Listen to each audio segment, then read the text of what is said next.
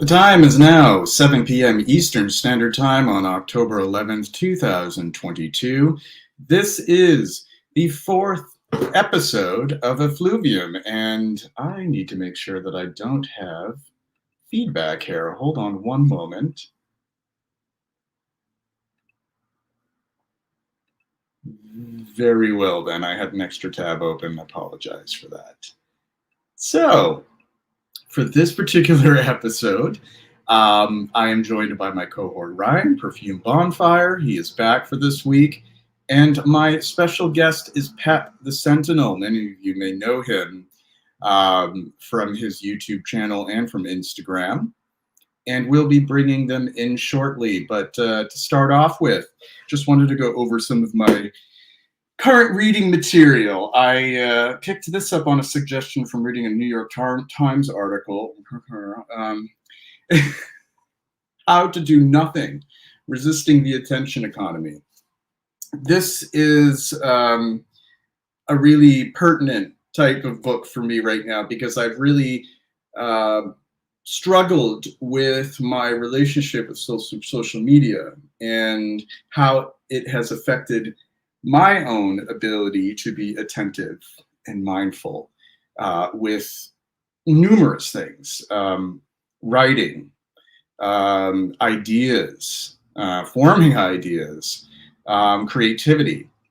So to give you sort of a background on the definition of attention economy, they say that it is this collective human capacity to engage with the many elements in our environments that demand mental focus. So you can imagine that social media plays a large role in this. The term reflects this acknowledgement that the human capacity for attention is limited, and that all of this content and all of these events, all of the stimuli, images, sounds, they're all vying for attention that far exceed our brain's capacity to take it in. So this should be a fascinating book. I'm just starting to read it. I will report back my thoughts on it, but that is How to Do Nothing, Resisting the Attention Economy by Jenny Odell. I guess it was a bestseller a couple of years ago. And also some other reading, leisurely reading. I don't know if you folks are familiar with this magazine, Nez Magazine. They are a biannual magazine. I finally picked up issues 12 and 13 from Lucky Scent. If you're not aware of this magazine, for any serious, nutty fume head, this would be a delightful read. Great writing from scientists, chemists, perfumers, analysts, reviewers. Great reviews on perfumes themselves, as well as really scratching beyond the surface of scent and looking at it from a social, cultural, and even an economical perspective. So these are excellent magazines. Nez Magazine, you can purchase them at Lucky Scent. I'll throw that over there. And I'm going to have myself a sip of wine. Yeah, I'm going to have some red wine today. And I'm going to check out the folks who've tuned in. This is my romper room time. Hello. Hello, Antonio Hobson. Hello, Top Note. Factor Files. Nikki Buonforte. Alex, hello. Melissa. Hello, everyone. And I'm assuming, my friend, you are about to order the 2 most recent issues. Here for a bit till I crash. I know it's awfully late for you. For the folks who are in the UK or in Europe, I know that this is quite late for you. So thank you very much for tuning in while it's live. Oh, that's great. So it comes with your recommendation, Rachel. That's excellent. And hello, Manginosis YouTube. Yes, that's my thing. You know where I actually got that from? It was Katie Puckrick would use Fumehead. I like it more than Fraghead. Fraghead just reminds me of Fraggle Rock. I like Fumehead more. But Fumehead could mean something different depending upon who you're talking to. These are safe fumes. At least most of the time they're safe. I'm on top. So I'm going to without further ado, bring in my cohort, Ryan. He is a regular part of the panel and a good pal of mine. Let's all give a round of applause to Ryan. Hi, Ryan. Gotta mute myself there. Hey, everybody. Hey there. Have I smelled, oh, so I'm looking at the chat here. Have I smelled Proreso Green aftershave? I can't say that I have. Is it something that is worth my sniffing? Is this going to be a first impression for the future?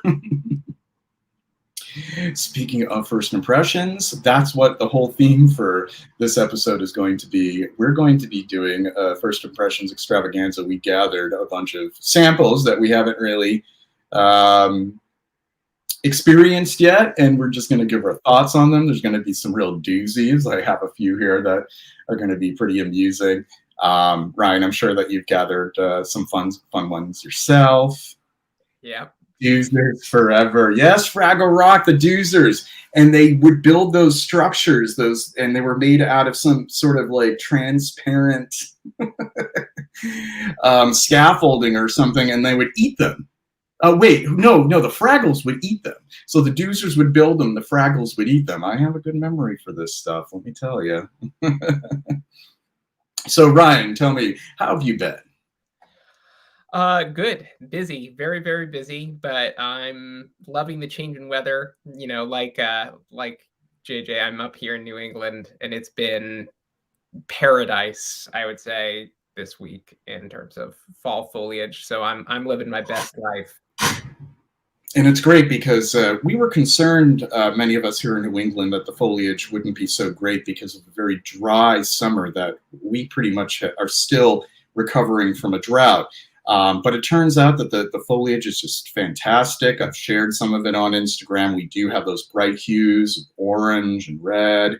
It's beautiful, beautiful foliage this year. So we're really grateful for that. So tell me, you said that you had scores and scores of samples sitting around that had yet to be discovered, or what happened? You just had them sitting around, you just never got around. So you're going to actually be smelling them for the first time? So many, yes, all of these things. I have, you can't see it, it's right below below the camera view. I just pulled out a bunch of stuff that I haven't smelled. I swap a lot of perfumes, and a lot of people throw in samples all the time. And I usually immediately will smell the ones that most directly catch my attention that I've heard of. But otherwise, it kind of goes into a big bucket in my closet. And then some days I go through it, and some days I don't. So right. There are some that have been sitting in, I have these cases, and I haven't gone around to them in a few of them probably for a couple of years, just like I'm like, save it for a rainy day or save it for a live stream.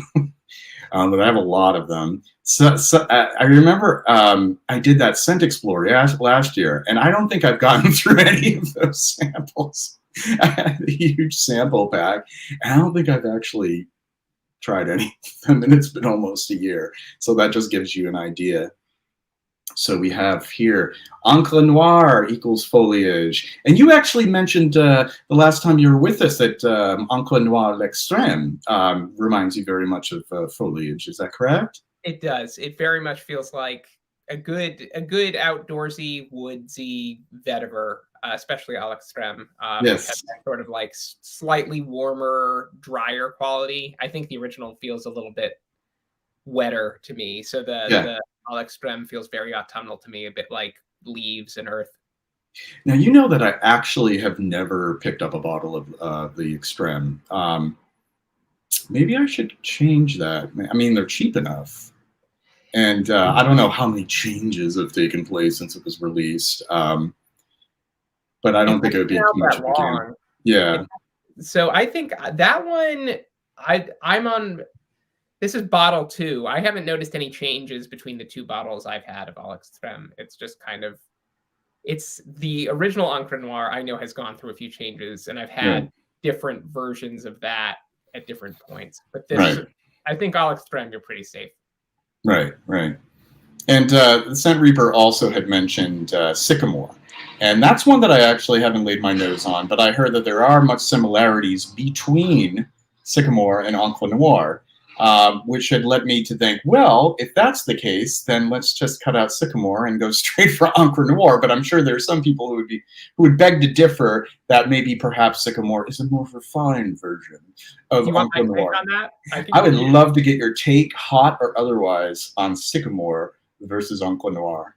I think the eau de toilette of Sycamore is lovely and one of the most artful vetiver scents I've ever encountered.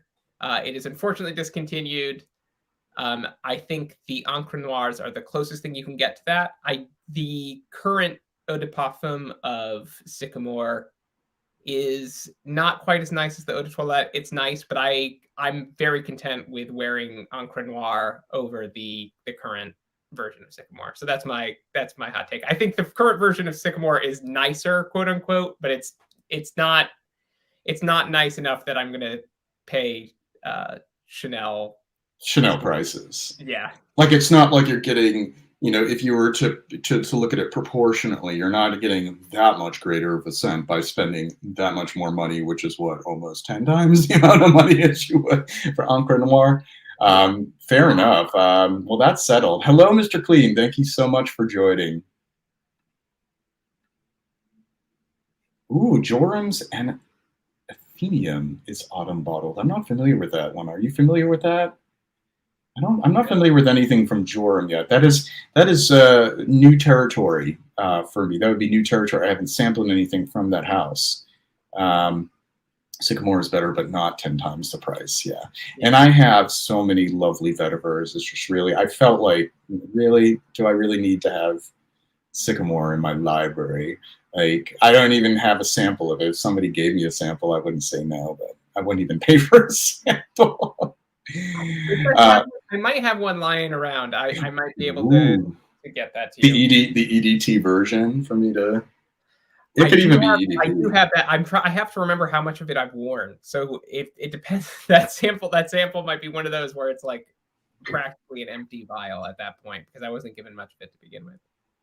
Oh, that's fine. And I mean, that's only really all you need to kind of just get an idea of it. It's not like I need like a 5 milliliters worth of it, just enough to kind of get the drift, get the gist of it. Oh, well, okay. Well, that's, but, I would argue that Encre Noir isn't probably the best representation of vetiver because vetiver comes in so many, it can be pushed in so many different directions. Like, that is a very distinct kind of vetiver. But there's like nuttier vetivers and grassier vetivers and more grapefruity, citrusy vetivers. They could be in all different directions. But I imagine that maybe you did explore a few more. But I would say that if that was it, you were like, after Encre Noir, I'm not going to do anything else. I would give Vetiver a second chance. Le Lion is fantastic. It does have some similarity to Shalimar, but there are a lot of differences as well. See, that's very interesting because when I smell Le Lion, the only thing that reminds me of Shalimar would maybe be the bergamot and the top and the fact that there's a good slug of labdanum. But other than that, I think that they're pretty different from each other. I don't know. Have you tried Le Lion? I have not. I've been very curious to try it because regardless of where you fall on like is it like Shalimar, is it not like Shalimar spectrum, people seem to genuinely really respect it of anybody whose opinions I trust. And there are many. It just seems like very universally well regarded. So I kind of want to try for that reason, but I haven't gotten around to it. It just was one of those things that I haven't really had the opportunity to get my nose on it. Right. What I will say about Le Lion is it's a high impact fragrance and it lasts a long time. And it's the kind that like I will only spray it like under my shirt because it goes on and on. It's like an Energizer bunny type of labdanum scent. It's like if you apply it in the morning, you will still smell it on your skin the next morning before you take a shower, and it will still kind of be there a little bit if you don't lather well. It's very strong, and that's unlike a lot of the Les Exclusifs, which they're not necessarily weak fragrances, but they don't have that kind of enduring like stuck to your skin kind of quality. I find Le Lion to be, if I were to spray too much of it, I think I would get a headache after a while. I would just be kind of overwhelmed by it. So just bear that in mind if you ever do get a sample. Don't overspray it. Does it, given the comparison to Shalimar, your take, is it kind of vintagey in that way? Does it feel throwback? Because it seems like even folks who like newer fragrances seem to have responded well to that. So I'm always kind of curious, is it a throwback fragrance in any way, or is it modern? I think that it is a relatively modern amber fragrance. Okay.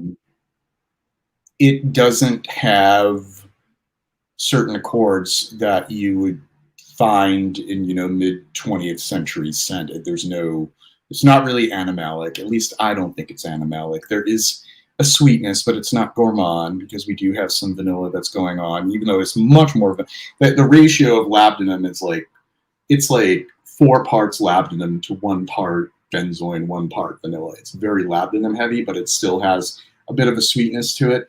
I wouldn't say it has a vintagey quality really at all. It's a very modern amber. So I think that's where the appeal comes from for those who may be a little bit less inclined to warm up to more vintage kind of amber scents. So yeah, that's why when people say it's very similar to Shalimar, and I'm like, no, it's really, I think it's like a very modern approach to that kind of style. The fragrance family formerly known as the O word kind of scent. It's like I don't want to use it because I understand that but it's like I wish there was something better than amber, because when I say amber, I think of like just much more like an amber accord forward scent, but that's what we have to use. In the meantime, Alex says, to me, Le Lion is a smokier, more masculine, overall better version of Musc Ravageur. I could see that. It is, I think that the extraction of labdanum, the whatever fractionation or extraction of labdanum used is a rather smoky kind.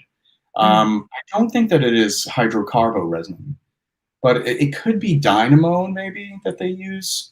Dynamone is another type of fractionation of labdanum.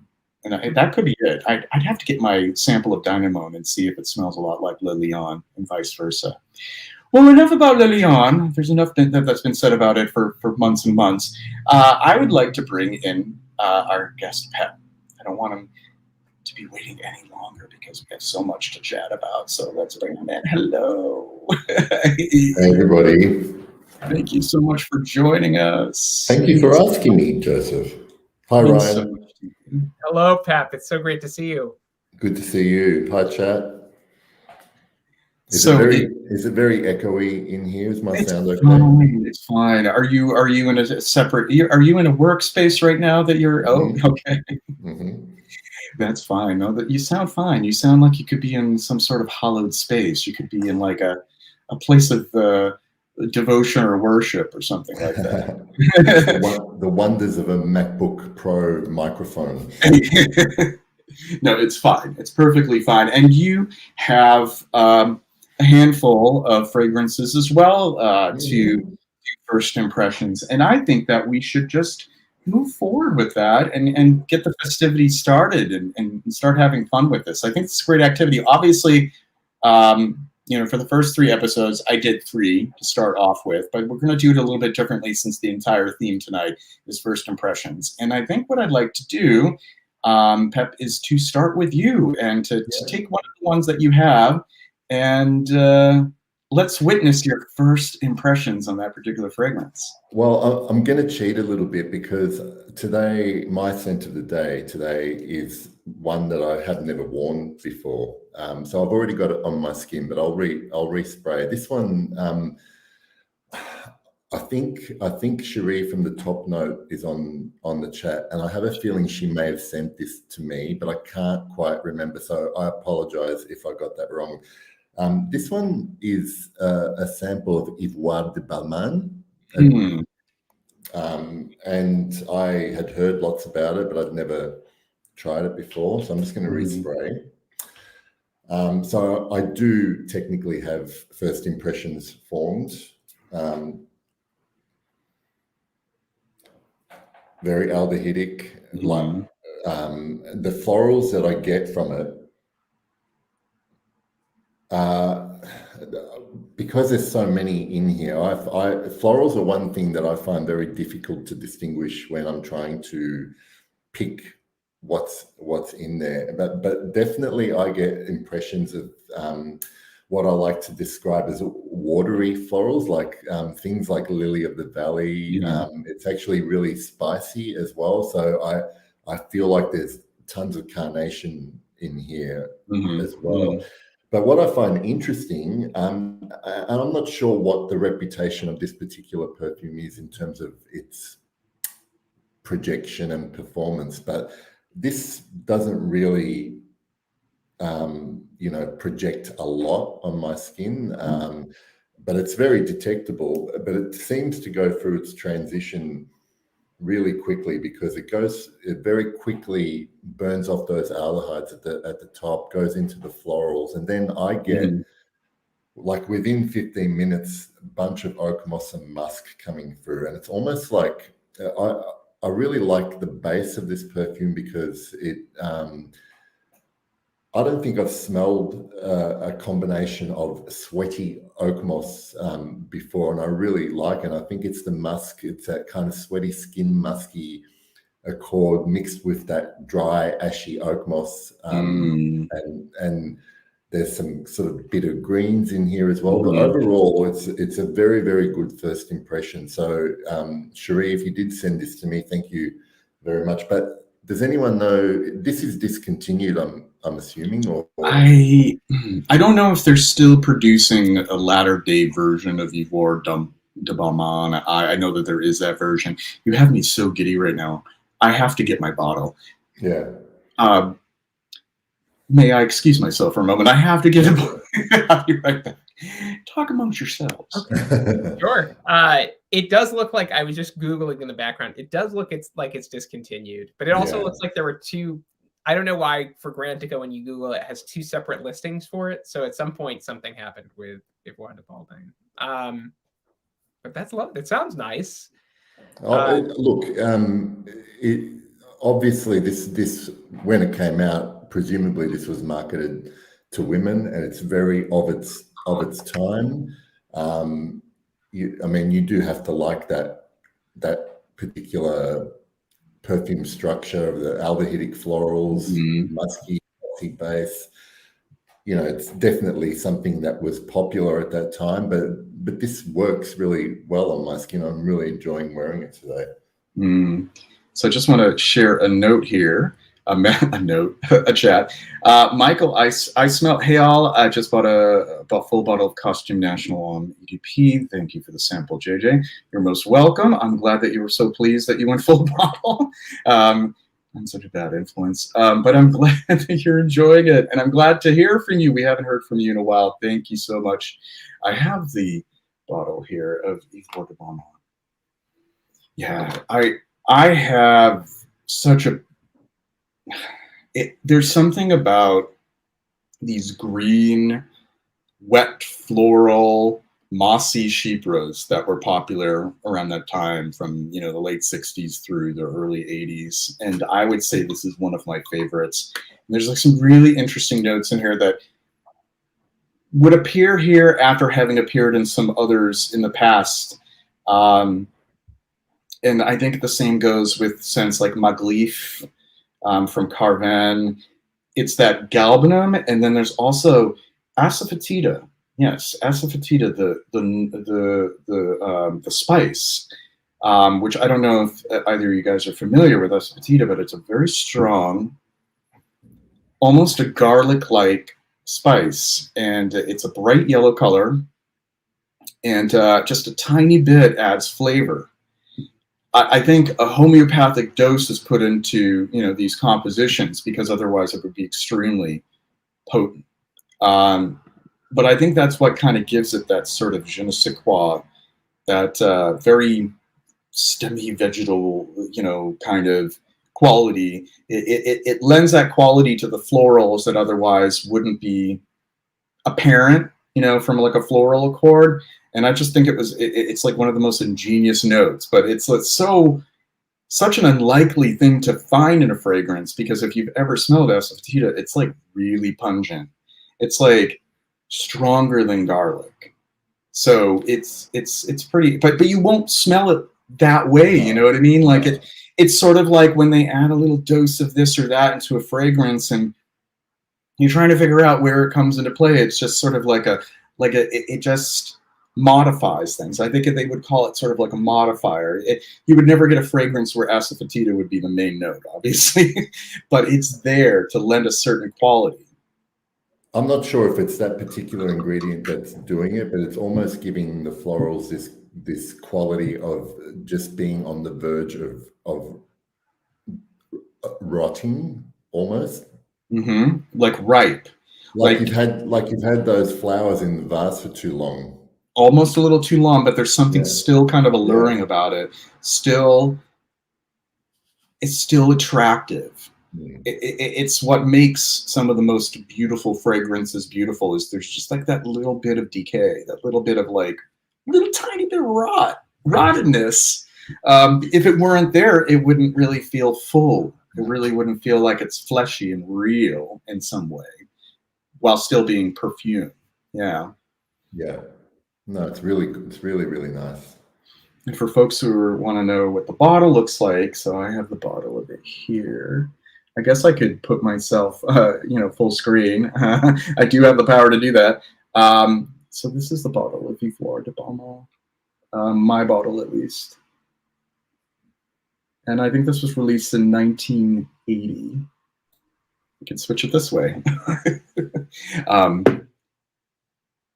Well, that's kind of cool that you have a sample of that and you're responding well to it, which means that I could recommend some others in that similar vein that I think that you'd appreciate. So very nice, very nice. How about we move on to Ryan's first selection for first impression? Yeah, that's fine. I mean, I have so many things here, so I'm playing it by ear. But one that I have been excited to try, because I got this very recently, is vintage 1980s Givenchy Gentleman, which I have never tried the vintage. And so somebody sent me a very generous decant of this in a swap and have been eager to try this.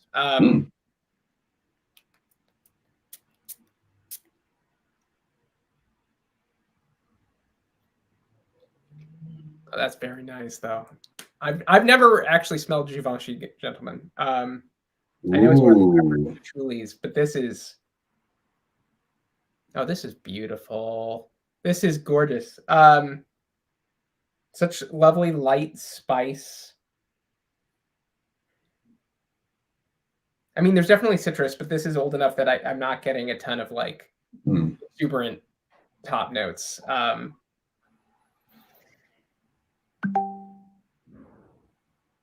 Yeah, this is feeling mostly like a very soft, cozy, cuddly patchouli, not earthy. Like I have some very cold patchoulis that I've been wearing recently and trying out. This is like I would wear this before bedtime almost. It's that cozy to me. Like warm, slightly spiced. It gives me the same sort of comfort feeling I get from Dunhill Blend 30, which to pieces is also very green, a little spicy, but different note pyramids altogether between these two, but similar feelings. Like I would wear this, like this would be a comfort perfume for me. I would wear this in the morning, like while having coffee or like unwinding at the end of the day. This is very beautiful. This is my kind of vintage perfume. Not very loud. It's not shouty or abrasive at all. It's very, very... It's interesting because so many people who try the Givenchy Gentleman, the 1974 version, think it's so shouty and brash in its opening, and then it mellows down.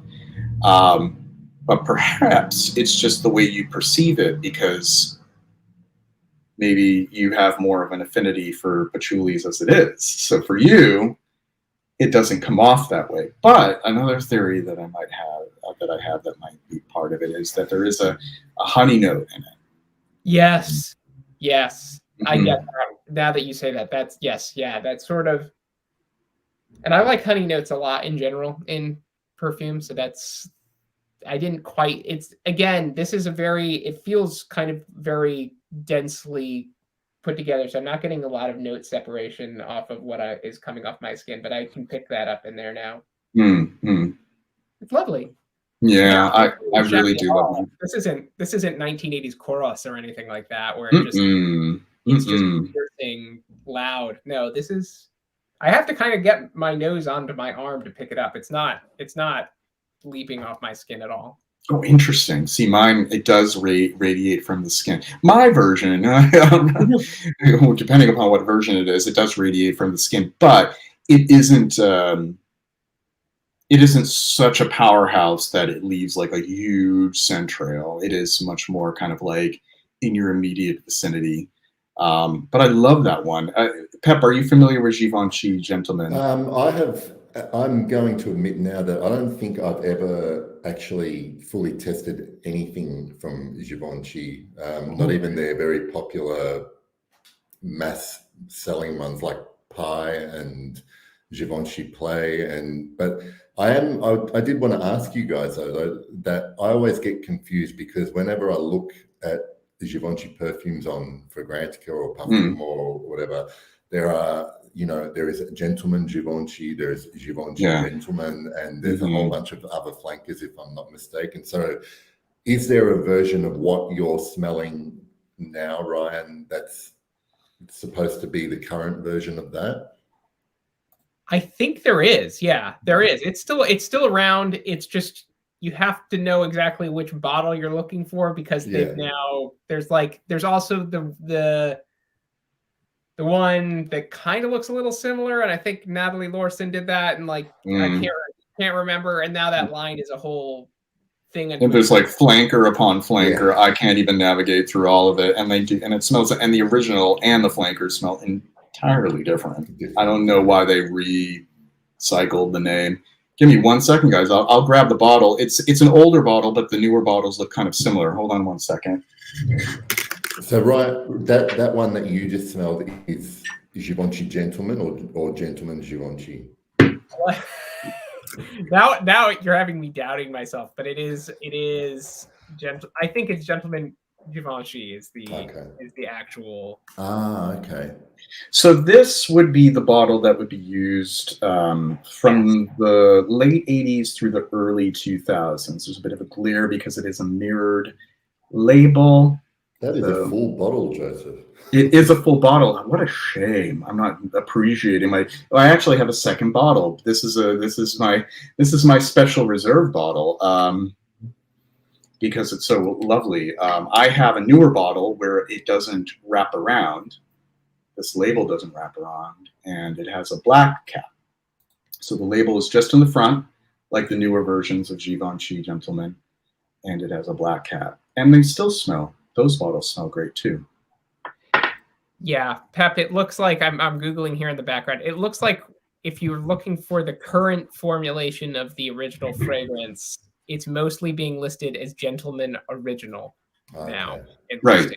It's subtitled Original, and then in some places it's listed as 1974 because that was the original, the release of the original. It's quite pretty. At least off of this sample. I'd be interested in trying a few more, especially if it has a reputation for being a little louder than this. Like it is, like I'm saying, whatever I've got is pretty quiet. So Duncan here says that you would appreciate Moods Uomo. And Moods Uomo, it was the sort of like the 80s version of Givenchy Gentleman. You had some of these sort of 80s men's powerhouse fragrance tropes that come into it. And it's quite nice as well, Moods Uomo. So bear that in mind. I think that there are some similarities between the two. I've heard a lot about Moods. I've not ever tried it, but that's good to know. So now it's my turn. And let's see. I'm not choosing two classics like you two did. Those two are like critically acclaimed classics, but I have my little grab bag of goodies here. Well, Things that don't worry. I wanted to start with something good before I got into something that could potentially be like loathsome. So I have a few things over here that I'm very skeptical of. Okay, maybe I'll start with the one that I think might be good, because none of these are considered time-tested classics. They're all really recent releases. Oh, okay. This one is one that I think will be good, and this was actually recommended to me by Dimi from Perth, Eau d'Orange there on Instagram. He does have a channel as well on YouTube that he recently started, and this is Astier de Vlat, Tucson, and I'm assuming Tucson, Arizona. Well, we'll see. Let's see if it reminds me of the Southwest. So they're just some little dabbers. I don't have any spray ones here. Jab, jab, jab away.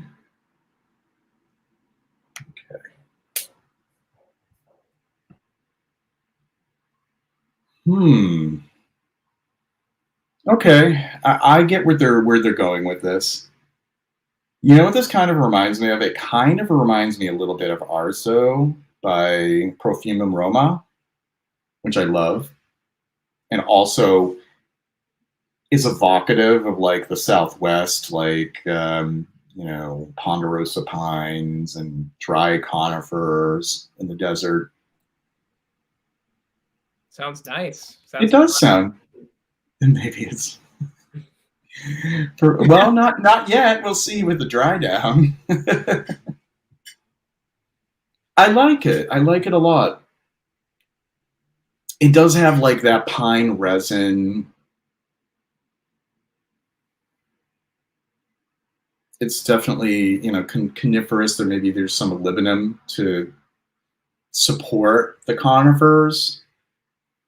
Some sage, which would make sense if we're painting that picture.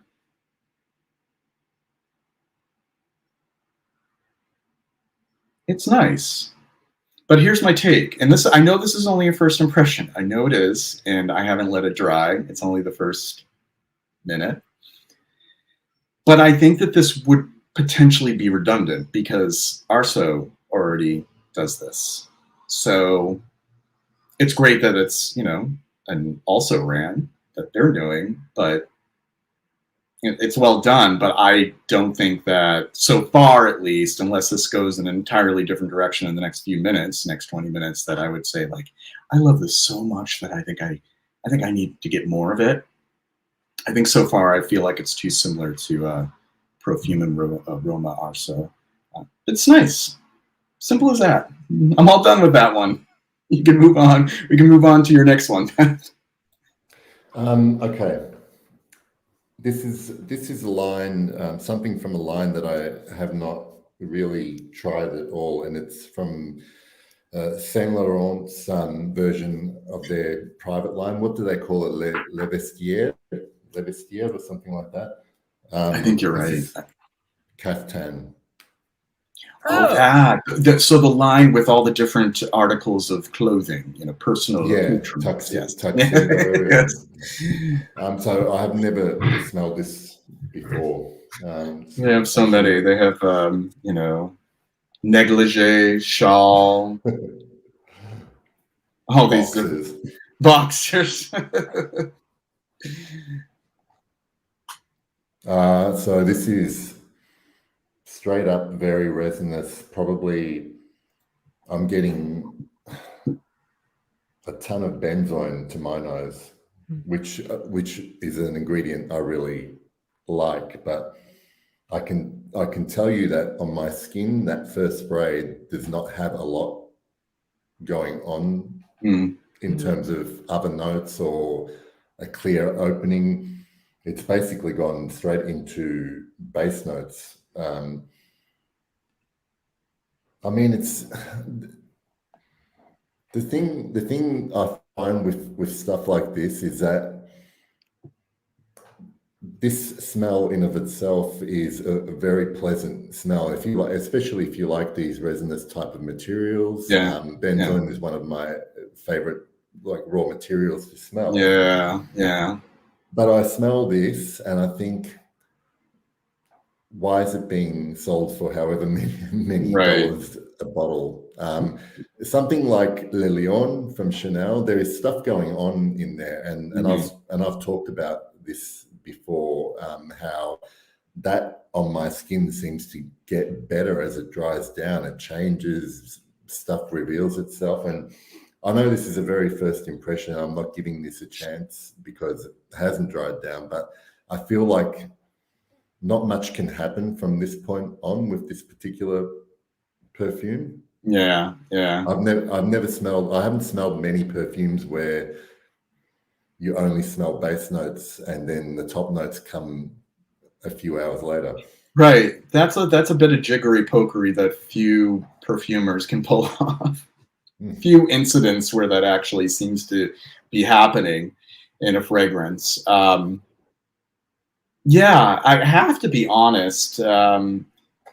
Out of the ones from that line that I've smelled, there's always something that leaves much to be desired. There's always like, it seems promising for a few seconds, and then it just sort of, what happened? Where did it go? What's going on?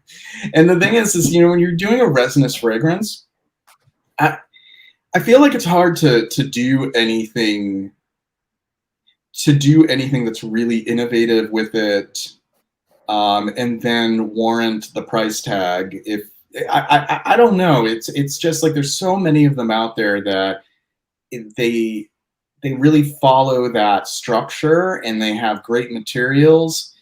But I feel like I'm just circling back to like the same kind of thing that I've smelled elsewhere time and again before, and would not feel compelled at all to spend $300 for more of it.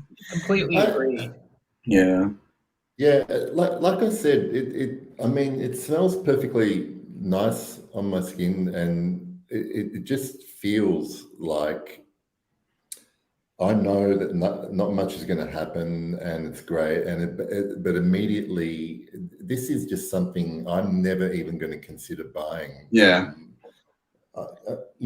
This is a type. Like Kaftan is the type of thing I would spray on my hand before I went to sleep, like something cozy. Yeah, I call them fragrance nightcaps. Something to kind of help me to unwind and fall asleep. I actually haven't tried Sleek Suede. Maybe that's the one that would change my view on the line. So that wasn't one of the samples that I've tried. So yeah, your reaction, Pep, is making me think of my reaction to Amouage Material, which is one of the more recent ones, which was like is just an amber benzoin thing.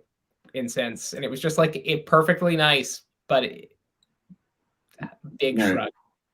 Can I just railroad this conversation for a second, because Ryan just brought up Amouage, and I don't know, Joseph, how many you've smelled of the recent releases, but from what I'm reading and hearing and seeing a lot, ever since they changed creative director, a lot of their newer releases have been pretty disappointing. So I've heard. So many of you out there know that I have never really embraced Amouage wholeheartily, and it's not out of some grandiose statement that they're not great fragrances, but just there are so many other houses and so many other fragrances that have won my attention that I always end up putting them kind of on the back burner, and they always end up on the back burner.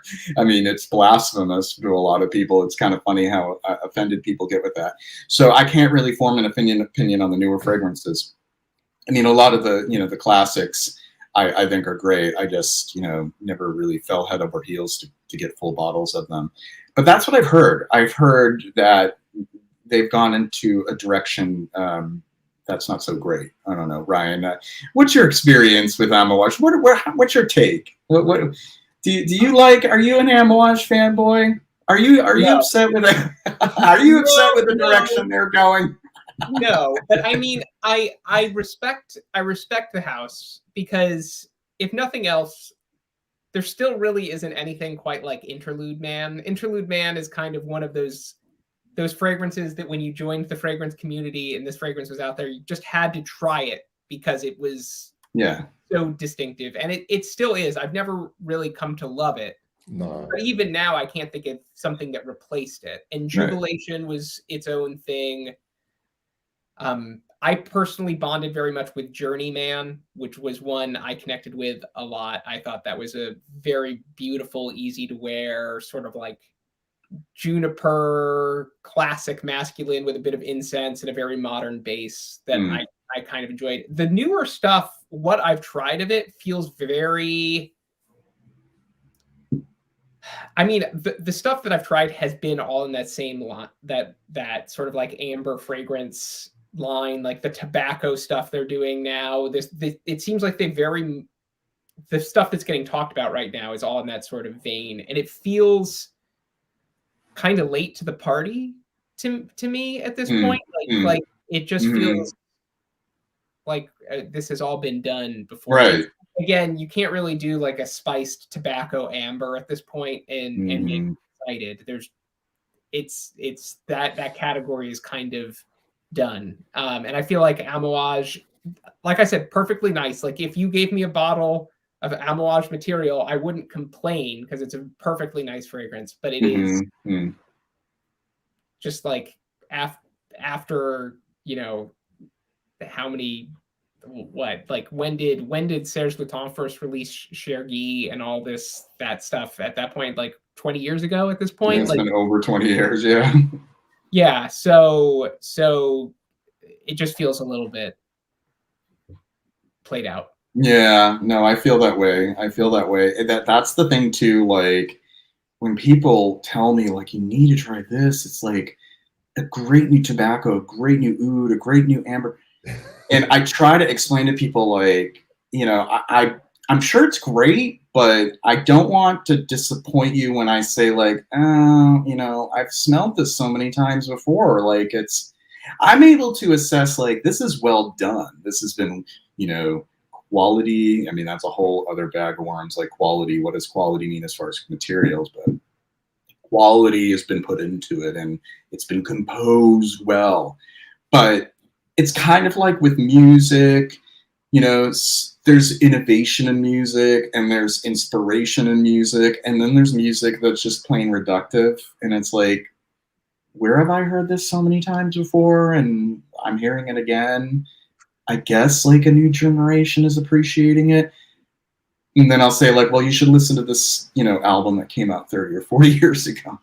And it's the same idea with fragrance. It's like, I'm not really bashing the fragrance as it is, but it's just, it doesn't really add anything new. It doesn't really, like, I get so many times I say to people like, you know, this new niche release it's really great, but this idea and this concept is not new. It may smell new to you because this is your first time smelling it, but this has been done before, and it was done 10, 20, 30, 40, 60 years ago. So it's true. It's true. And that's where I think I really have a tough time, especially with like the really traditional families like Fougères, Ambers, Chypres. What innovation comes out of that? That's why like newer releases, it's those forward-thinking perfumers who do something so out of the ordinary. They'll overdose something. They'll choose a certain note or series of notes that doesn't normally appear in an amber, Chypre, Fougère, et cetera, where they take it in a left field direction, and you're like, ooh, I never thought this could be possible and smell so great. Those are the ones where I'm like, wow. But it doesn't happen that often. When we have these fragrances where it's like, oh, it's the same style in a fancy bottle. It costs a lot of money. Costs a lot of money, and it feels like I mean, I don't think it's just a new generation. It's like it's kind of weird that we've seen such turnover in houses almost. Like Serge Lutens is no longer in the U.S. market, right? like it's just kind of interesting to watch, almost like the fall of the niche lineup that felt like it was there when I joined this hobby not even a decade ago, but like it feels like we've seen like the big houses almost shift over completely to a new set of niche houses. Mm-hmm. And that's kind of been an interesting thing unto itself. Is it my turn to go? Am I supposed to? Believe so. Oh, No, was I it think you, it's Pep? yours. No, it's It you. was mine? Yeah. Already? Holy crap. Well, I I'm have to keeping block track. this user who is trying to pick up folks. I just blocked them. Chat 69XYZ. All right. Fragrance, right? I was curious about what that link could be. Yes. Well, they say that they're the best, but I beg to differ. So the next one that I have is actually speaking of a very how germane. I have Roja perfumes. I have and mine will follow yours nicely after you do this. So I have Roja perfumes. It is Roja. I think a lot of people say Roja, but I think he likes Roja. Like it's Roger, but Roja. Roja perfumes, Creation E, Parfum Cologne. Now, what is a Parfum Cologne? Am I? It's essentially an eau de parfum, but it's I don't know. But it's for men. and it's slightly budgeted cheaper than the parfum version. I think that's. So a bottle's only $400 for 100 ml, I guess. I've worn what you're about to apply. I'll be interested to see what you think of it. Okay. Well, someone's got to pay for the PR bottles, Jojo.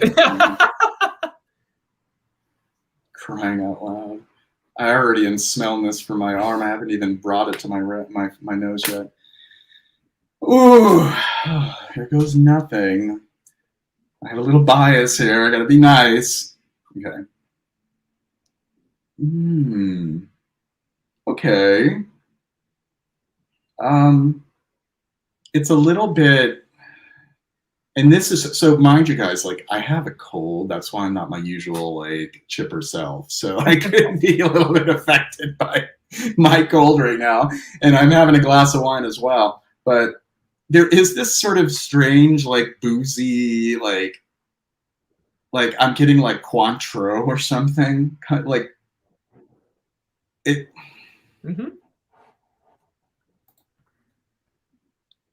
There's like a little bit of like a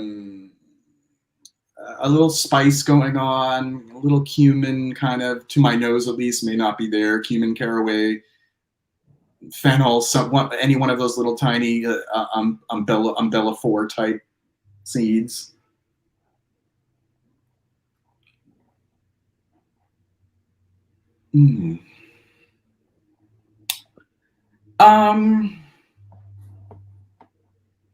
You know, I don't like it. I don't really like it.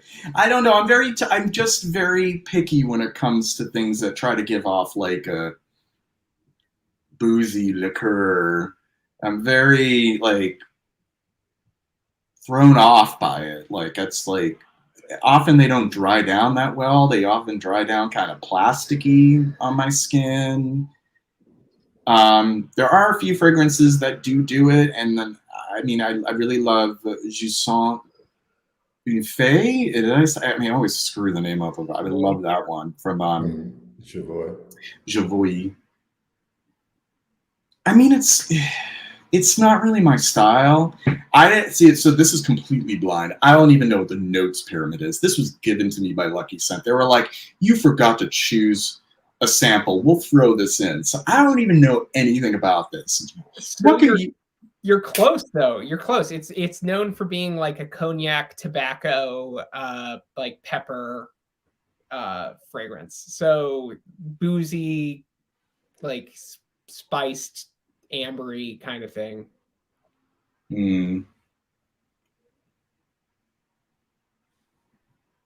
I see where he's going with it, or he, as if it's him. Sorry. Oops. I see where they're going with this fragrance, but it just, to me, these boozy tobacco kind of fragrances are supposed to appeal to like this jet set type who drinks cognac and smokes cigars. You know, like there isn't really like a spirit to it. Well, no pun intended. Actually, it's a cordial, not a spirit, but you know what I mean. There isn't really like, there isn't this accessibility to me. Like it doesn't really tell me a story. It's sort of like, here you go, here it is on a platter, eat it all up. And, you know, worry about the consequences later, kind of thing. So it's bro niche, JJ. Yeah, but bros who wear, you know, fancy trilby hats and you know, fine leather shoes and smoke cigars and have fancy prestige fragrances, I guess. That's just the vibe I get off of it. But once again, there's a bias because I knew that this was Roja. Now, had I not known it was Roja, I wonder how I would have responded differently to it.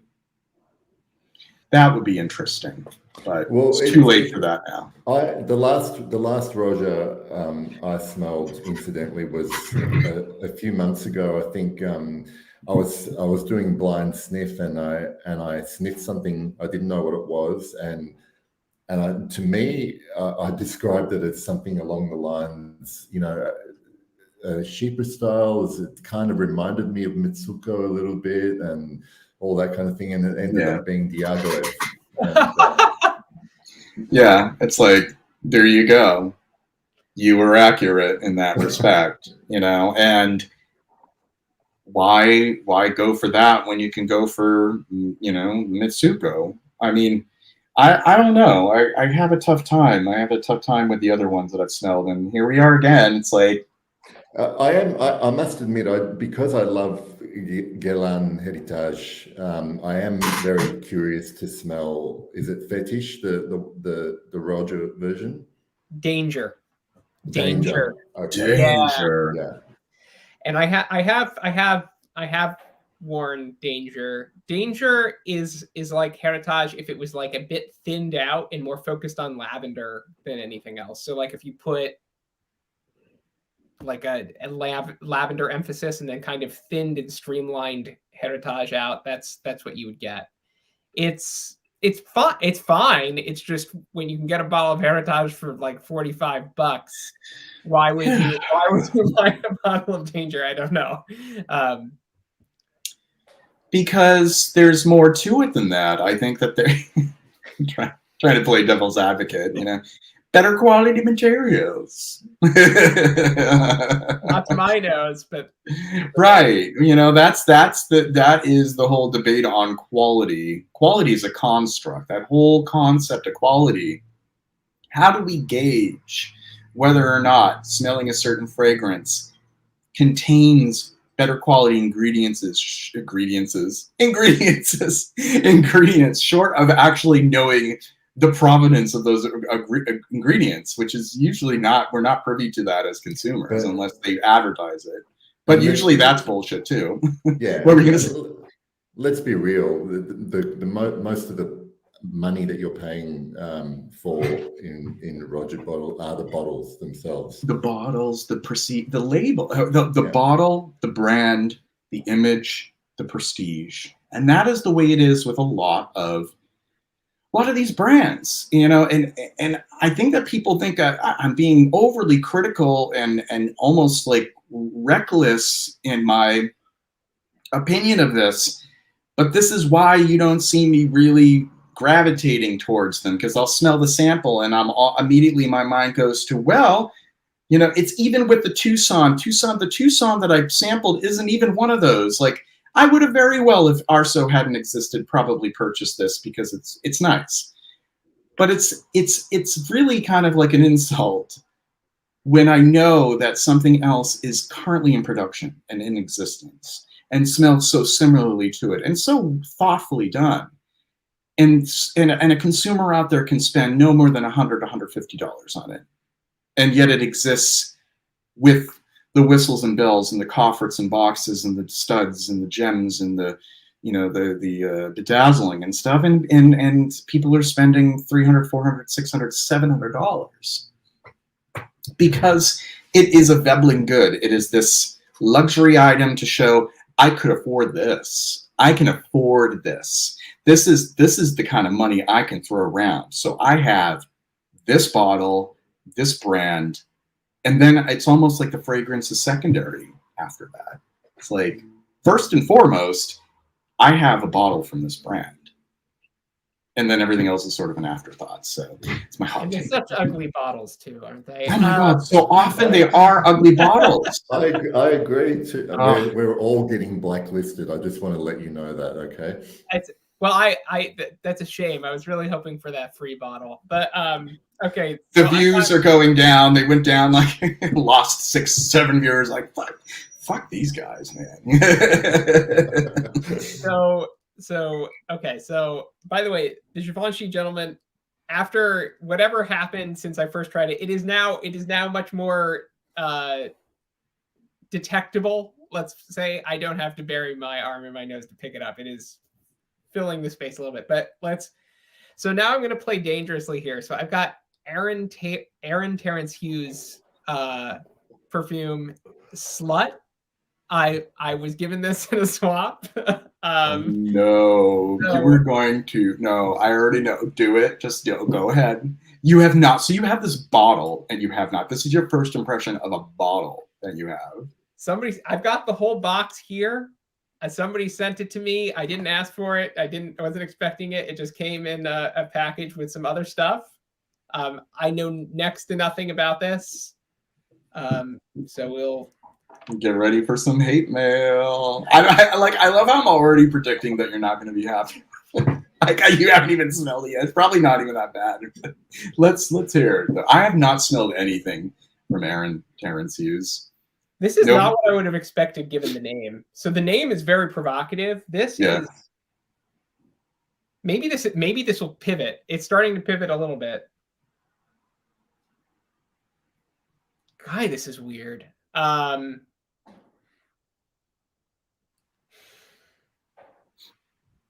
have no idea what's going on here. At first I was getting some sort of like fresh, like aroma chemical dehydromercenol kind of effect up top. And now it's moving into some sort of like rotten floral thing that's going on. Sounds delightful. I'm going to share this comment here. I was told by a Roja sales associate at Bergdorf that Roger Dove made several bespoke scents for Tom Ford's personal use. And we all thought TF doused himself in tobacco vanille every night. Vanille. It's all marketing. Exactly. It is all marketing, people. Even the fragrances that we enjoy, a lot of it's marketing. You know, over time, when you become like such a crazy fume head, you're like, after a while, you're like, am I falling for this? Or I don't know. You can't fool me this time. I've already been fooled. No paying for Roger's own jackets. Oh, no. This is just weird.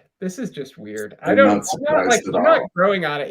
It's just kind of, it's weird in an uninteresting way. Maybe like just kind of odd. It starts. And it's oh.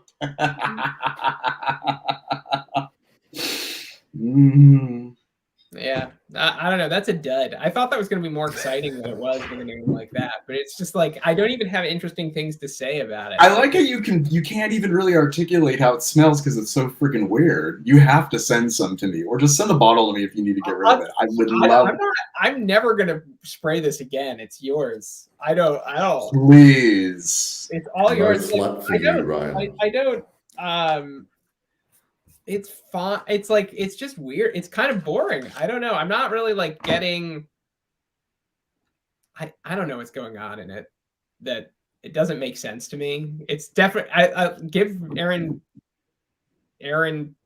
credit for doing something that's slightly original, I guess. I haven't smelled these notes together in this one. Yeah, nothing says slut like dihydromercenal, saturated, rotted florals. What did you call the florals? Yeah, I mean, they are kind of rot in a way that's kind of interesting. I mean,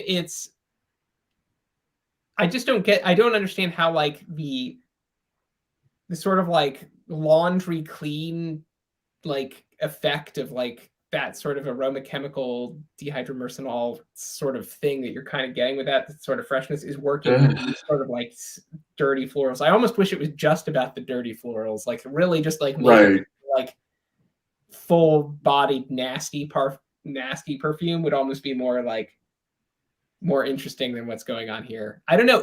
I guess maybe the concept, if I'm going to be charitable, is like you did something a little naughty and then you scrubbed up afterwards, and maybe that's what's going on here. But that's about the most sense I can make of what's going on here without like figuring out what he actually intended.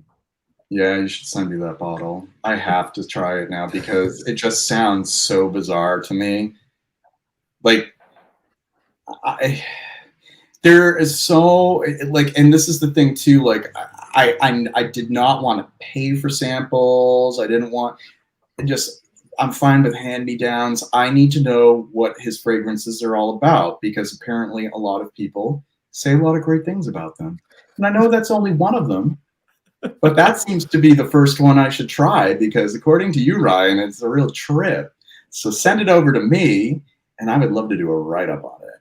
I'd like to see. It's all yours. I've scrubbed it off after this video. Oh, it's a scrubber. Oh God. It's a little loud for what it is. So I'm not gonna be able to cope with it beyond the length. Send it on over. Send it on over to me. Sharing is caring. Yes. All right. So, who's next? I have lost track. I think it's my turn. Okay, good. And just for a nice change of pace to slut, I am going to be trying what seemingly popular diptyque fragrance that I've taken way too long to try, and I haven't smelled it yet, so I won't necessarily automatically like it. But a lot of people that I respect and trust and like this fragrance. This is L'Ombre dans l'eau from Diptyque. I think I have the Eau de Toilette. Are you familiar with it? I'm trying to just give a poker face because I don't want to sway you in any way. All right.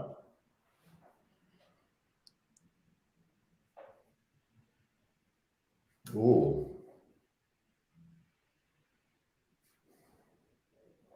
I'll tell you now, I don't exactly know what I'm smelling right in the opening. Well, while you're figuring that out, I have to go scrub this off. This is going to kill me. If I'm going to develop a headache, I'll be. Oh my God, it's that repulsive. I love it. You've got to send it to me right away. For once, somebody needs to give a freaking honest review on that brand. I'm sorry, I said it. I mean, the 20s, somebody else signed off. I'm offending so many ATH fans right now. But I honestly sorry, hold on a second.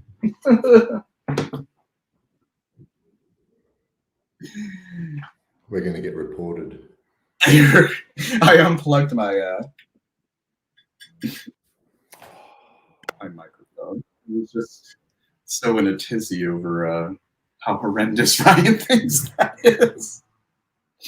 Oh my God. My first overall impressions is, to me, it's a very, very green, vegetal, grassy green, damp. Yeah. The first thing that comes to mind is being at the edge of a pond and having and there being lots of grassy reeds at the edge of the pond.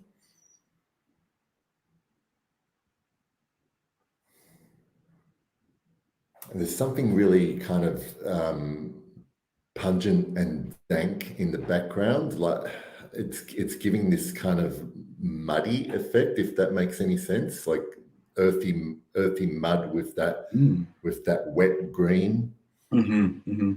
I can't decide if I like it though. I think I'm going to have to test this properly and let it dry down. But the opening has grabbed me, but I'm not sure if it's got me by the throat or caressing me. Yeah. I'm not sure. I'm not sure what my opinion is on this one. Hey there, Gerard. Thank you for joining. What are your thoughts? I actually love it.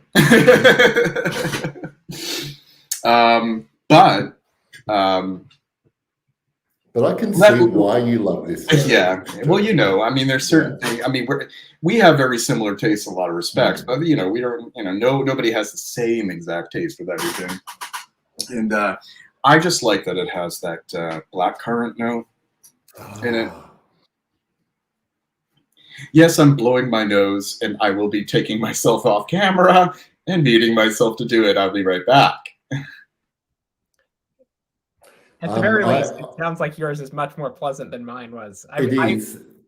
As soon as JJ mentioned black currant, it like obviously this happens a lot with me. I mean, I can't figure out what I'm smelling, and the second he said black currant, it's there, but I'm just not a big fan of black currant in general. So this is probably why I have mixed feelings about this one. Right. Yeah, because that's a note that I think that black currant can be a bit polarizing. It's kind of like coriander, cilantro. It's kind of like there's other, you know, notes that are, I'm sorry, I'm distracted by a little spider friend who lives in the house here. Sorry about that. I'm like, hi. I leave them alone. They're good in-house predators, exterminators. So I'm not afraid of spiders. I love them. But I digress. Yeah, I am a big fan of blackcurrant as a note in fragrances, although sometimes I feel like it's pushed a little too far. Now, one of my favorite perfumers, Bertrand Duchefort, is guilty of that. In the house, the beautiful bottles. It's in a black bottle. Enchanted Forest? Yes. Yeah. And that's where he takes it to a level where it's almost like ammoniac. It's like I don't like that one. Bit cappy-ish somewhere in the dry down. But I think that L'Ombre d'Anzelo is a good balance of the blackcurrant with rose and green notes. I agree with that. It is pushed back, and that's why I don't dislike this yet. I just don't know what to make of it, really.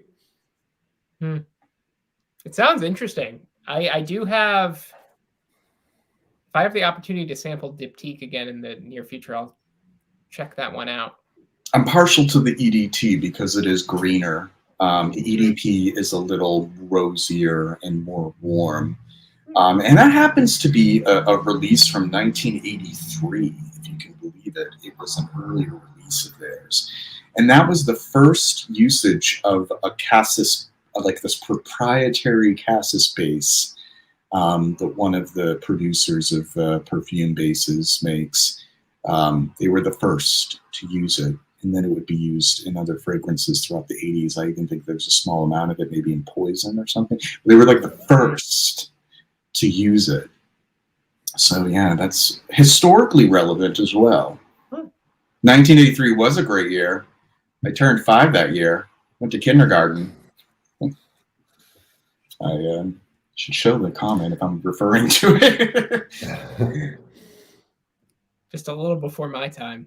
A little before your. Well, do you mind if I ask you how old you are? I don't even know how old you are, Ryan. I am. Yeah. So hold on. I just had a 37. 37? You look young for your age. Oh wow. 37. So you were born in 1985. 86. 86. Oh, no, I'm 36. I'm 36. Oh, okay. 1986. So you will be 37 next year. Okay, gotcha. And Pep, you don't have to give your age if you don't want to give it. I figured, you know. I was born in 1972. Okay. So that was a very good. This was a hallmark year for you. Before you know it, I'll be approaching that hallmark year. I turned 44 on October 19th. Very soon, if anybody wants to give me any birthday presents. Well, you're going to need to do a birthday live stream, JJ. Oh God, I don't think it falls on my birthday. Wait, today's 11th. Next week's the 18th, so the day before. Yeah. How many free bottles can you get for your birthday? Free bottles? Oh man. Free bottle of Aaron Terrence Hughes is about it. The base is now just like, because I scrubbed the rest of it off, is just like aroma chemical like nonsense hanging out. That sounds heinous. I just want to give an update on Kaftan. It's barely there on my skin anymore. The Ivoir and the Ombre d'Anlo is totally overpowering it. Oh, I could see that. The other two are much more well, not that I know the third one, but the other two I know are more, they have more heft. Well, I could try the ones that I the Tucson still smells nice. It's just the only gripe that I have about it is it's too much like Arso. Like that's the only gripe. If Arso didn't already exist, then that would be great. It's just too similar. And yeah, the Roja is, it's still there. It's not a scrubber. It's just kind of like boring. Just like another boring example of like a boozy tobacco. So is it my turn now? I think so. Yeah. All right. So I have a Marc-Antoine Benoit. Oh. I did one last week. I did Ganymede. Ganymede, yeah. And I think it was last week. It was one of the weeks. And it started off a little off-putting, and then it grew on me. Definitely did not grow on me to want any more of it, though, especially at its price tag. But this B683, very catchy name, EDP. This was another one that was given to me as a bonus sample because I didn't choose something on my own. So I'm going to put it on this wrist here. Don't know anything about it. Don't know the notes pyramid. Don't know the history. Don't know the ad copy. Don't know crap about it. Although I do know I smell like Cypriol or something right away. Oh, and I do. I love the smell of Cypriol in the morning. Oof. Now this is a man scent. This will open up my sinuses. This is good for my cold. God.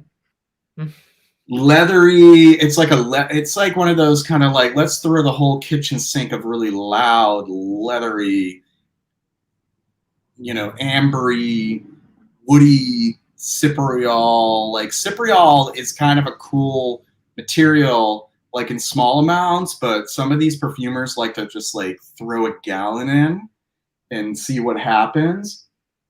I like it as sort of an accent, especially when it's like with vetiver or if it's with like saffron. That's what I'm noticing too. Like total like saffronol, safraline. Yeah, big time. It's like it's really like just like white noise, saffronol, safraline, Cypriol. Something that smells like that and like leather materials.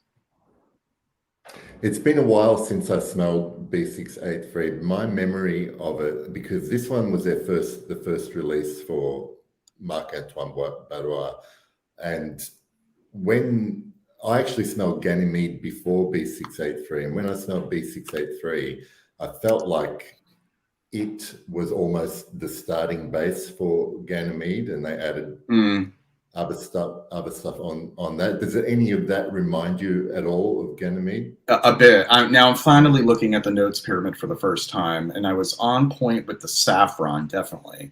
As soon as it dried down a little bit, like heavy saffron. And I think what I interpreted as the Cypriol, perhaps this chili pepper note, I don't know, and the pepper. And it still smells leathery to me, though. And it's probably because of the saffron. It's just like saffron. It's like when a saffron accord is made so strong, it becomes stronger than saffron in nature, and then it becomes leathery. And I think that's what's happening here. It's okay. It doesn't. I don't know. I like my saffron to be a little bit more subtle than this. This is like a little too loud of a saffron. But it's definitely more like that saffron than pretty much anything else right now. But if I revisit it later, maybe it will change. So far, this is I like this more than the Creation E, and it's not quite as good as the Tucson, but it's okay. It's just not exciting to me. It's kind of like, I guess I'm just not really into his style. I don't know. I'm trying to remember. I've smelled it at one point, but I kind of have forgotten what I thought about it. Yeah. Moving right along. I think I've said enough about it for now. I kind of was a bit underwhelmed by B683, to be honest. Like I did prefer Ganymede, but yeah, it didn't do much for me, that first one. Yeah. I think so far Ganymede I'd prefer over this one.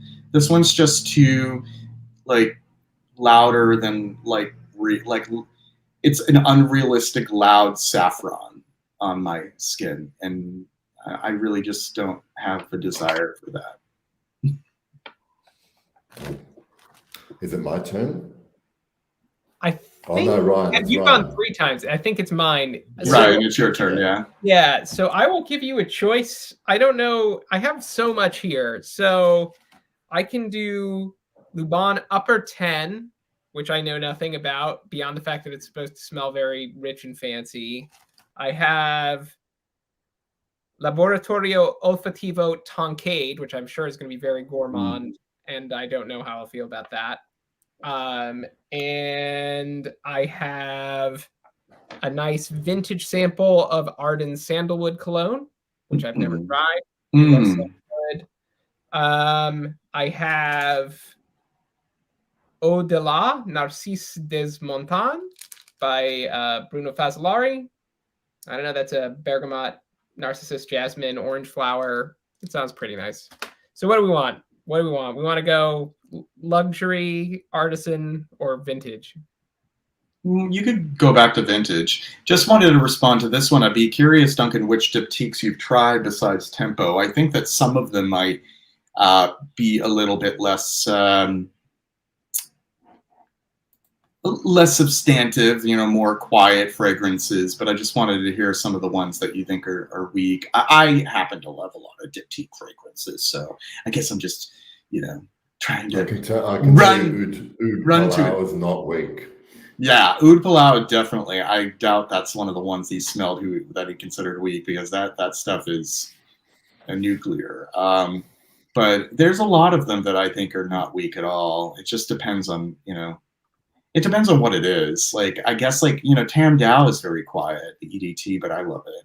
But I'd like to hear. Let us know. Yeah. We have a vote for Arden Sandalwood. Or is that the one that you put on? That's what you put on. I was so concerned about defending diptyque, I wasn't even paying attention. I'm sorry about that, Ryan. I love my diptyque. What can I say? I didn't want people to think they were all weak. I love of diptyque. I love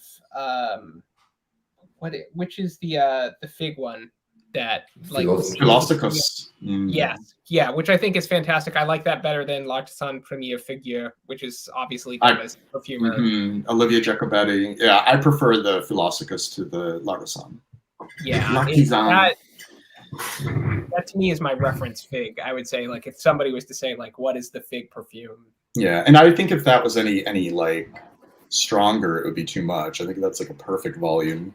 Fig shouldn't be strong anyways. It shouldn't be. And that one, I think they have the EDT and Eau de Parfum anyway. The Eau de Parfum is perfectly fine. Yeah, I have that too. Okay, so the Arden Sandalwood It's definitely, it's not. So when somebody puts sandalwood in the name of a perfume, I have instant expectations about what it will be. And it's not exactly that. It is not, it's not, I mean, sandalwood is very much a part of this, but it's a lot greener and kind of almost juicier than I would have expected. I think of sandalwood as kind of a dry, comforting thing. And I'm getting a lot more like very strong basil.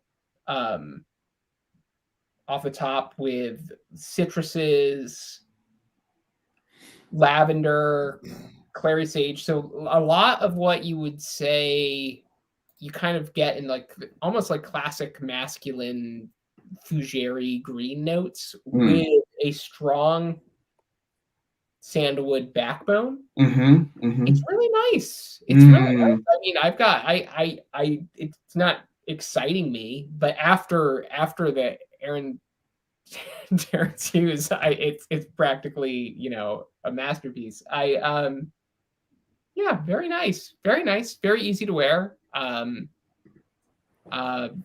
Big, yeah, I don't know. I don't know that I'm gonna go nuts for this, but I think it's one of those perfectly nice vintage perfumes that has a very nice, beautiful, kind of lovely herbal bouquet opening, nice citruses, good balance between the elements. I really like ardent sandalwood. I do. I have an older bottle of ardent sandalwood, and to me, it's much more lavender and herbal in the opening than you'd expect for a sandalwood, but it does dry down to kind of like that mid 60s version of like a sandalwood fragrance, you know, like a musky sandalwood dry down. So it's nice. It is nice. I like I mean, I'm always a sucker for lavender. So if you've got a good lavender note, I'm usually pretty happy to hang around with whatever fragrance is using it. But yeah, I would say it's nice. Very perfectly nice. Nice. Yeah, I try something that I'm sure to hate more so we can get a dramatic reaction. I don't know. Like I feel like just saying something's nice is very boring content. Well, no. I was just thinking every time I hear someone say something is nice, I'm that much less likely to want to try it. Well, yeah, I think when somebody says it's nice, it's probably not, you know, it's like nice is sort of, for me, often I find it's a way of not saying mediocre, you know, not, well, I mean, you probably don't think it's mediocre, but it's not something where it's like, well, this is one of the best sandalwoods I've ever smelled. You know, like you definitely know that it's just sort of like your standard, you know, men's scent from the mid-century. It's like a mid-century men's scent. You know, there were a lot of them like that. So yeah, I would say if there's any particularly nice feature about it, I think the basil note is done very nicely with the lavender, and I'm getting that, and that's nice. It's not, basil is a note that shows up a lot in perfumes of this period, but it's not always done as nicely as it is here. So I would say that's a feature. But of the three, the Givenchy Gentleman is by far my favorite. It is just. Oh, yeah. If I were to tell you, you know, which one is the one that you should have if you ever had it, that would be the one. I mean, I'd be like, you know, you could take or leave ardent sandalwood, and then we already talked about the ATH, but yeah, Givenchy Gentleman is really a special fragrance. To me, it's one of the classics. It's one of the classics. I know it's lovely. It's. I'm sticking by my comment that it's a very cozy patchouli, like a very kind of warm, inviting patchouli, but like the kind of light dusting of almost like cinnamon on it is just kind of just. It's really, really, really nice. I'm a big fan. I think that of the three, that would be the one I would be inclined to seek out. Lovely. So who's next? Me. Thanks for keeping tabs on that. Like, obviously, I'm having not the greatest time. But before I go on, there's a couple of people in the comments who have mentioned the fragrance called God of War. I noticed that. I have no idea what that is, honestly. Could somebody enlighten us? What is God of War? Because I'm already put off by the name. I mean, it sounds pretty Von intimidating. Lucas. Ah, right. Okay. New. Mango, lemon, red berries, ginger, coumarin, jasmine, woody notes, cypriol, amber, oud, musk. I'm not excited by that notes pyramid. I'm so mean tonight. Maybe it's just I'm cranky because I have a cold. I don't know. I mean, I was looking at it too, and I was like, all right, I guess it. Maybe it's good. I don't know. Maybe it's a good version of that kind of style of fragrance. It's just like I hear all those notes together, and it's like, oh, here we go again. But maybe I'm. Is it Stefan Hubert Lucas? The one I eviscerated one of the fragrances because it just dried down to this most god awful oud base. And I was like, this is highway robbery. How do people get away with charging people, the kind of prices that they do for this fucking shit? I'm sorry. I have seen quite a few of his bottles coming up on Instagram recently, and I don't know if there's a new release or people have gotten bottles to post about, but maybe that's just become popular. I love that. It sounds like a crappy death metal band. God of War. Well, I think it's actually called, if it's the perfume that I listed, it's called God of Fire. So I don't know if I'm not finding any reference to anything called so they keep referring to it by the wrong name? Wow. No, it's God of Fire, yeah. God of Fire. And it is a new perfume, so it would make sense that people were talking about it. So not that Fragrantica is gospel, but looking at that, the little color-coded main accords, if I see a long-ass bar that says fruity, and then one right after it that says sweet, and then one that says tropical, chances are I'm not gonna fucking like it. I'm not gonna like it when it's fruity, sweet, and tropical. It's just not in my wheelhouse. So, but I'm willing to sample it. I could be wrong. Could be wrong. Maybe I should ask for one from do they sell it at Lucky Scent at house? Sure they do. Yeah, the bottle looks hideous too. It's like this aquamarine color. It makes me want to retch. Sorry. All right, is it my turn? It's my turn. Oh, and me. Oh, it's your turn. Oh yeah, that's right. You haven't gotten around to yours yet. I'm sorry. How many perfumes have you done, Joseph? I've done 3 so far. Yeah. Okay. Yeah. I'm gonna spray on. Have you guys heard of the House of Nishane? Yeah, they're kind of well known in certain circles. Yeah, Nishane. What about 100 Silent Ways? Don't know that one, but okay. No, I know one of them called Unadamum, and it is oof. Oh God! Don't even get me started with that one. So this is 100 Silent Ways that you just put up? No, I'm not. It's going to frustrate me because I'm immediately reminded of something else. Fire! I want you to burn. That's such a good tune. Melissa is spot on. Tuberose and vanilla. It's sweet tuberose. But I've smelled this accord in some other perfume for sure. Oh my God. Have you ever tried black opium? Yeah. That's what people seem to compare it to. Black opium is sweeter than this, for sure. Yeah, this is just too sweet for me. And it's not even the tuberose I don't mind. I am going to have to scrub this though. We have a second scrubber. I haven't even had a scrubber yet. I'm kind of jealous. Like none of them have been scrub worthy, if that even makes sense. It's worthy to be scrubbed off of the skin. Yeah, I haven't gotten a scrubber. It's just not my taste for starters. That's the reason I'm scrubbing it. It's not that it's a terrible perfume. This is just absolutely nothing that I would wear. It just doesn't feel right on your skin. It just has to go and has to be removed. Yeah, I hear you. Nothing so far has made me feel that way. Not even the saffron. It's like it doesn't bother me, but I just call it the saffron because that's all it is. It's just like it's like mega saffron on my skin. That Marc Antoine. It's probably going to destroy my nose, but I've got one more. If you've got, you guys got one more sample after this? Oh, sure. Yeah, and then I think we should just go into free form conversation. Yeah, we could just. I probably won't be able to smell much after this. Yeah. Okay, so one more. So it's your turn, JJ. It's all you. Okay.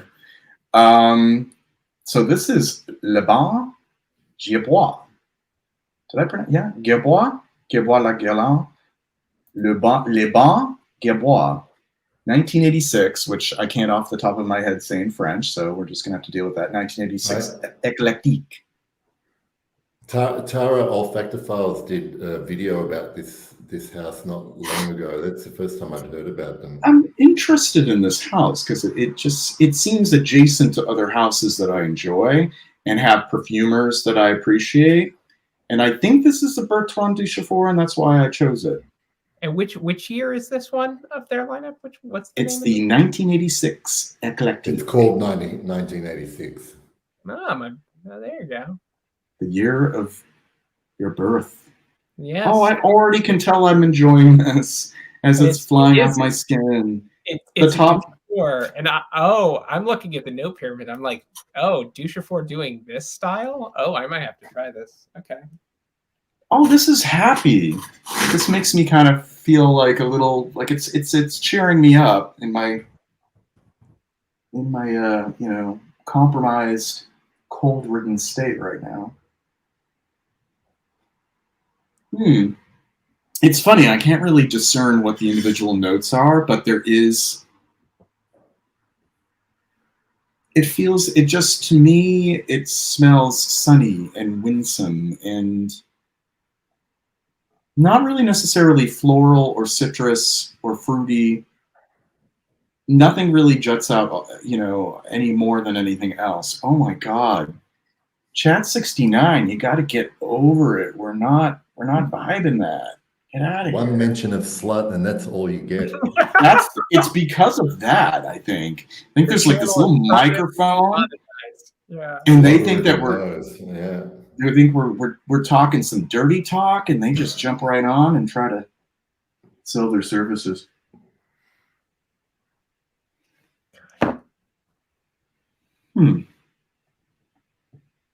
I mean, so far this one, I don't think that it would be my style, but I appreciate it. But it's interesting. I can't really pick out any one single note. It's just like kind of this.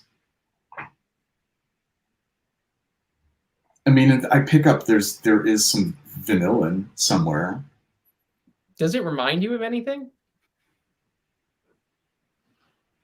You're saying that as if I should. No, I'm curious. Like it's something else that I have that maybe he's done. Yeah, because I'm curious because it sounds interesting to me and I'm trying to figure out whether I should sample it. I have to be honest, it leans almost like a little bit more feminine.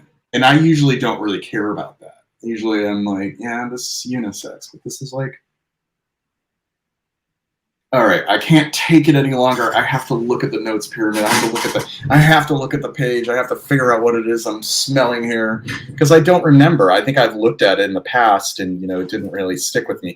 But then like I remembered that it was one of his compositions and I had it on my sample list. Okay, sweet.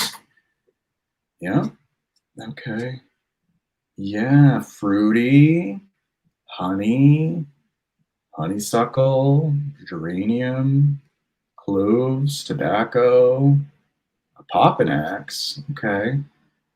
How much does this go for? I'm going to go to Lucky Scent. How much does this retail for? $205. Oh, no. It's nice, but it's just, you know, I don't. It's not like I have posters of these perfumers on my wall and I worship them. You know, some of these perfumers got to make a good buck. So I think he made a composition, which is nice. Will sell probably okay for this house. But Le Bon Gabois, 1986 Eclectique, it's not really, it doesn't really speak to me. It's a little too fruity. And I'm not that much of a fruity person, really, honestly. In more than one sense of the word. I find really not fruity challenging. I find fruity notes hard to wear, and it's not because of any like gender association or anything like that. It's just, it's more that I don't know. It feels very weird to wear it as perfume for some reason. I have like a weird, I don't know. Do you know what happens for me? It makes me just feel like I'm wearing shampoo a lot of the time. Yeah, I get that. Yeah, especially when it has like, and I was trying to figure out what fruit was going on in here, and it turns out it's apple. Which to me, it doesn't scream apple because I'm trying to find like a fresh apple, and I don't know where it is, like maybe Jolly Rancher apple. And I'm now picking up like the tobacco a little bit more. And yes, this first impressions, I'm sure, you know, I can go back to it and have somewhat of a different opinion later. But if the opening is that fruity, it's just not going to make me excited to want to put it on.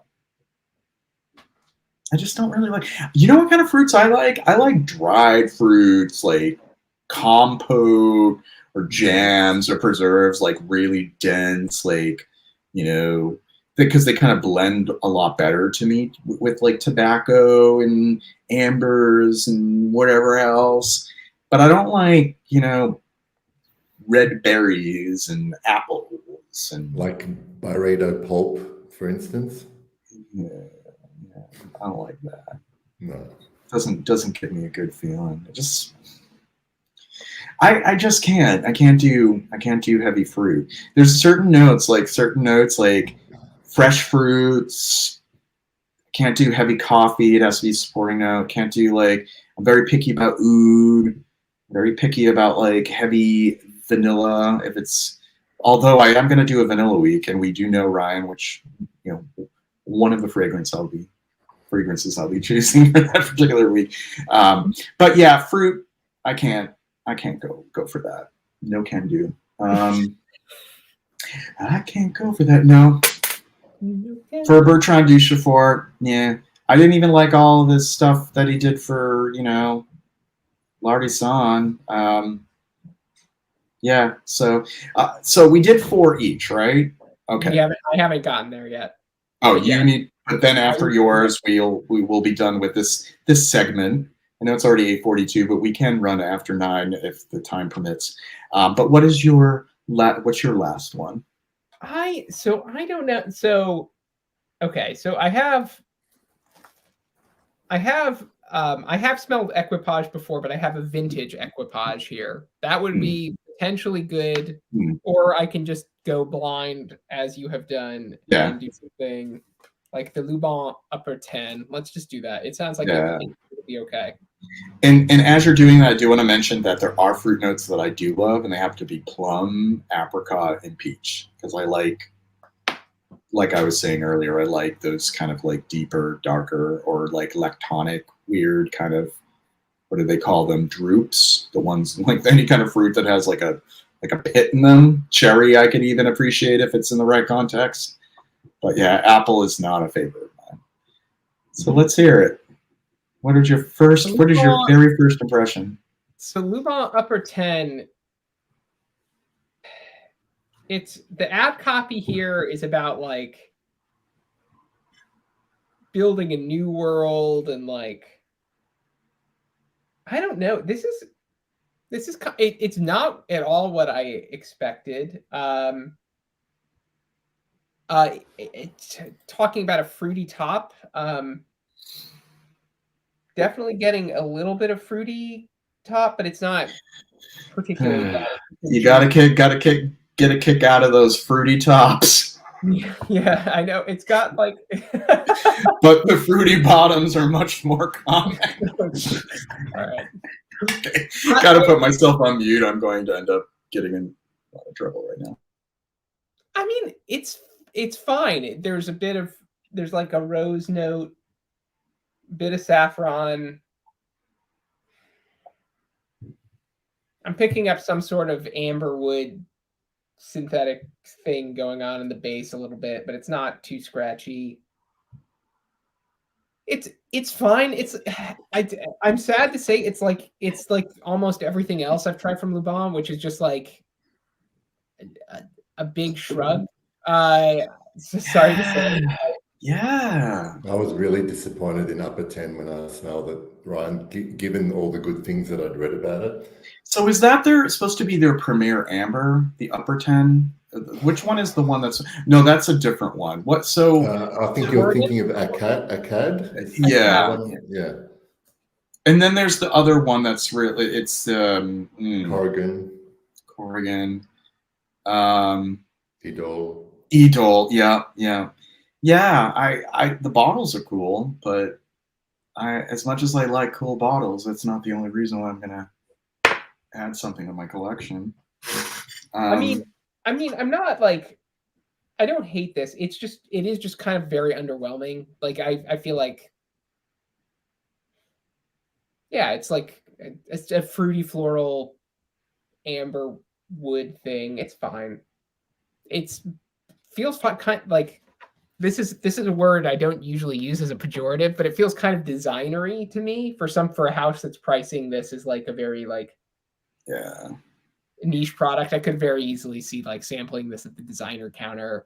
Right. So and that's not kind of how I feel about every one of them that I sampled. Like it just doesn't seem that exclusive enough to warrant the price. And it's a resurrected house too, so it came with like a lot of promise. It did. And they also have an even more expensive line that they came out with, where the bottles are all gold as well. And of course, so they're not cheap to start with, and they're not. Have their own, no, they're not. And I've tried some of them, and I didn't. I thought they were nothing to write home about. So I do have a bottle of Idol Eau de Parfum, and that's okay. I wish it was a little more rounded than it is, because it's like built around that like ebony wood note. It goes up, and it's almost too focused on that note for me, because that note unto itself is not like something I particularly enjoy with that level of spotlight on it. And it's that and frankincense, and there's other stuff going on in there, but I kind of always like, I just kind of want the more like dense version of that. I don't know. It's kind of an underwhelming finale to the sampling. I didn't have another like surefire scrubber in the mix, and that's Well, you had one, and that was a real Lulu.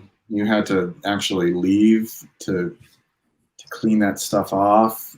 It's still hanging on. It's still hanging on? You have to use rubbing alcohol for that. Yeah. The objectionable part of it is gone, but it is the worst part. Yeah, it's still, the base is still hanging on there. Wow.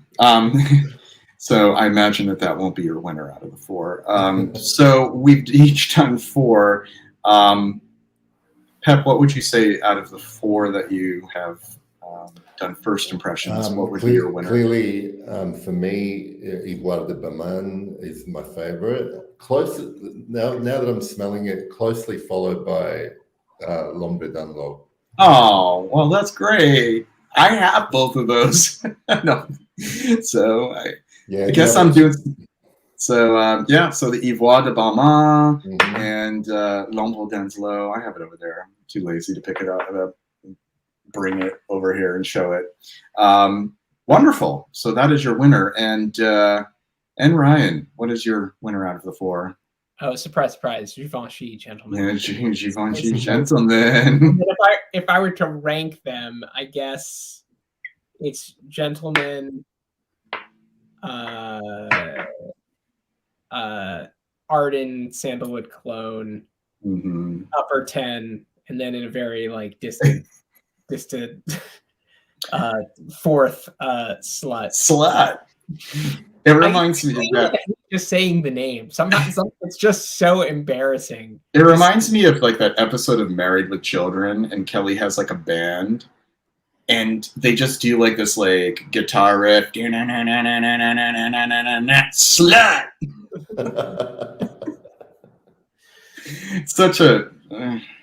Such a sophisticated house that Aaron Terrence used. So my You're four supposed to be on mute, I think. Awful. So the 4 out of the 4 that I have here, I guess I could rank them. So it turns out the one that smells too much like another one is number 1. Tucson. Like if I didn't know that, if I didn't already have in Love Arso, if I didn't know that that already existed, then I would be really into Tucson. But it's just too similar to Arso. That's the first one. The second one would be the Marc Antoine Berrois, a B683, because I don't object to having a strong saffron accord on my skin. It's just not that particularly exciting to me. Roja Parfums would be Le Bon Gerbois 1986 Eclectique would be the third one, because I think that it's a very well done fragrance. I'm just not a fan of the fruity accord that opens it, and then the Creation You would be the fourth one, because it's like, whatever. Come on. Okay. But you didn't rank yours though, Pep. You had to. Okay, so number 1, Ivoir de Barman. Number 2, L'Ombre d'Anlo. I think I'm going to have to put Kaftan at number 3 and 100 Silent Ways at number 4. All right, there you have it. Well, that was a fun activity. Moving right along, we can just chit-chat about other things. What else is going on in your fragrant worlds? What's in heavy rotation right now, if you even have a rotation? Like what? Yeah, that's an interesting question. I track my wares on base notes, so I have to pull up my base note over the day charts and tell you exactly what I've been wearing. Well, I do the same, Ryan, and I can tell you, like, every day I record my scent of the day on base notes, and I have a look at what I've worn for the year, and my most worn, funnily enough, because I haven't worn it for a while, is my decant of Eau de Messe. And it's interesting. You will be able to give me some opinion on this. The decant I have is from I want to say, is there a copper top version of Eau de Messe? There is. They came in a copper top until the mid-2000s. So that's the version I have. But I have smelled the current version in a department store. And I have to say, I think I actually like the current one more than the version I have. I think I get more citrus from the current one, which is what I like. Thank you. It's a common theme. It's a common theme when people talk about vintages, and JJ and I have talked about it before. It's like the top notes are the first thing to go on a vintage perfume, and you're sometimes you just love the citrus hit. Right. That is that's what arrests you. It's what sets you adrift. It's like that opening scene. It just does something to you, and it just takes you on your journey. It ushers you in. And if you don't really have that there as much, you're not really experiencing the full fragrance for as it was intended. So it is very difficult to obtain that experience with older fragrances, older vintages, because they degrade. They degrade over time. They're just not going to smell the same. There is very little that you can do to avoid that degradation. So what I have is, my bottle is the clear cap, which is just before the labels were, instead of screen printing the name, you know, they started putting the labels, and those are great as well because they're not very old bottles. But when we're talking about the copper top, so we're talking about 17 years ago, I think, at this point. So we're talking 17 years for that particular fragrance to have sat, and there's some degradation of the top notes of the, you know. So unless you happen to source a sample or a bottle that you know has been locked up away from heat and light, what is the likelihood of that? You're going to have that degradation. So it comes as no surprise that the newer bottles are more enjoyable. It's the same reason why people are like, I want newer Eau Sauvage, because the newer Eau Sauvage has all the citruses intact. Yeah, when you're people wanted to roast me at the stake when I said that I preferred the new Eau Sauvage to the vintages that I've tried because of that exact reason. The citruses are crisper, and that's the whole reason I wear Eau Sauvage to begin with. It's not, I mean, I get that the vintage has like a nice oak mossy base, but I don't wear Eau Sauvage for the base notes. Right. Like I have my backup Eau de Mez. I have backup bottles. That's a whole other story for another night or day. And that I keep in storage, like in the dark, in a cool, dark place away from civilization, because I know that if I don't leave it there, it's gonna change over time. And that's the thing. Like I just can't believe that people think that these citrus heavy fragrances really do smell better in their older form. It's just like I don't buy it that they really have a bottle or a sample that's intact. Like I really don't buy it. The dry down might be a little bit different, but is it worth it to have a different dry down that might have a little bit more of this or a little bit more of that might be a little bit different now, at the expense of having that whole stretch of development to get there? I don't know. That's my call. I have to say, the most recent bottle that I've purchased is actually Pour Monsieur from Chanel, the EDT version, and I love the opening on that perfume. I don't actually care that it's a very soft perfume, and I would argue that there's no problem with longevity on that perfume, because I could smell that still on my skin after 8 hours, but no one else would smell it. So when people talk about Pour Monsieur being weak or whatever, what they're really saying is it's a skin scent right from the get-go. And the strongest part of it is that citrus opening, which when I haven't been wearing it, I've been thinking about it. So and I'm just waiting for the next warm day to just get it out and overspray myself with it. It's beautiful. Yeah. And same goes with, things like Eau Sauvage as well. And I get why Ryan likes the new version of Eau Sauvage. That's what I have too. And Eau Sauvage is, again, just like Pour Monsieur, it gets complaints that it doesn't last. I've actually found that when I wear it, it lasts perfectly fine. It just lasts as a skin scent. It just sticks around. Yeah. It doesn't disappear. I think that's an interesting question. Like the fragrances that we love the openings of so much that we just don't care. Yeah. Like Eau d'Orange Vert from Hermes. So while we're talking about Hermes, is one of those that, that lasts 30 minutes most, but that's such a beautiful perfume. I don't know. Well, I call those experiential fragrances. And I mean, it is kind of like, to some people, it isn't pragmatic to have a fragrance that doesn't last very long and people won't notice that you're wearing anything and all that jazz. But one just came to mind because I was talking to somebody about this the other day on Base Notes, and this fragrance is fabulous, and it was discontinued because not enough people loved it. Was Andy Towers Low, and it was very unlike most of the things he did because it was a very delicate citrus floral about like lemon trees, kind of based on his experience of having like a lemon tree on his balcony. trying to capture that experience. Mm.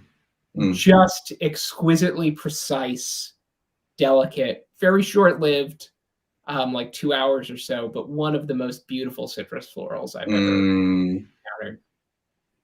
So Duncan asks, is Ivoir de Balmain anything like Jean Chevalier original? Very different. I mean, they're in the same family of green floral chypres, but they're two different directions. I would say apples and oranges, honestly, even with them being green floral chypres. So both of them. Yeah, Jean Chevalier is wonderful. Would you say the Jean Chevalier is probably more greener leaning than the yeah, I would definitely say it's greener, it's crisper, it has more green florals. I think it has like that hyacinth, beautiful stuff though. It wouldn't be, you wouldn't be getting something that smells exactly the same if you were to go for the Jean Chevalier. Interesting. Eau d'Hermès is discontinued. It has been removed from the Hermès website here in the US. Let me jump in there. This has been a topic across the fragrance community. Hermès has been having a lot of supply chain issues. So a lot of things are popping on and off the site that are not necessarily full discontinuation. They're just temporary unavailability. So not like maybe it is discontinued, but Hermès has been generally pretty good about keeping its back catalog around. I would say we just kind of like see. It's definitely available on the Hermès Australia website.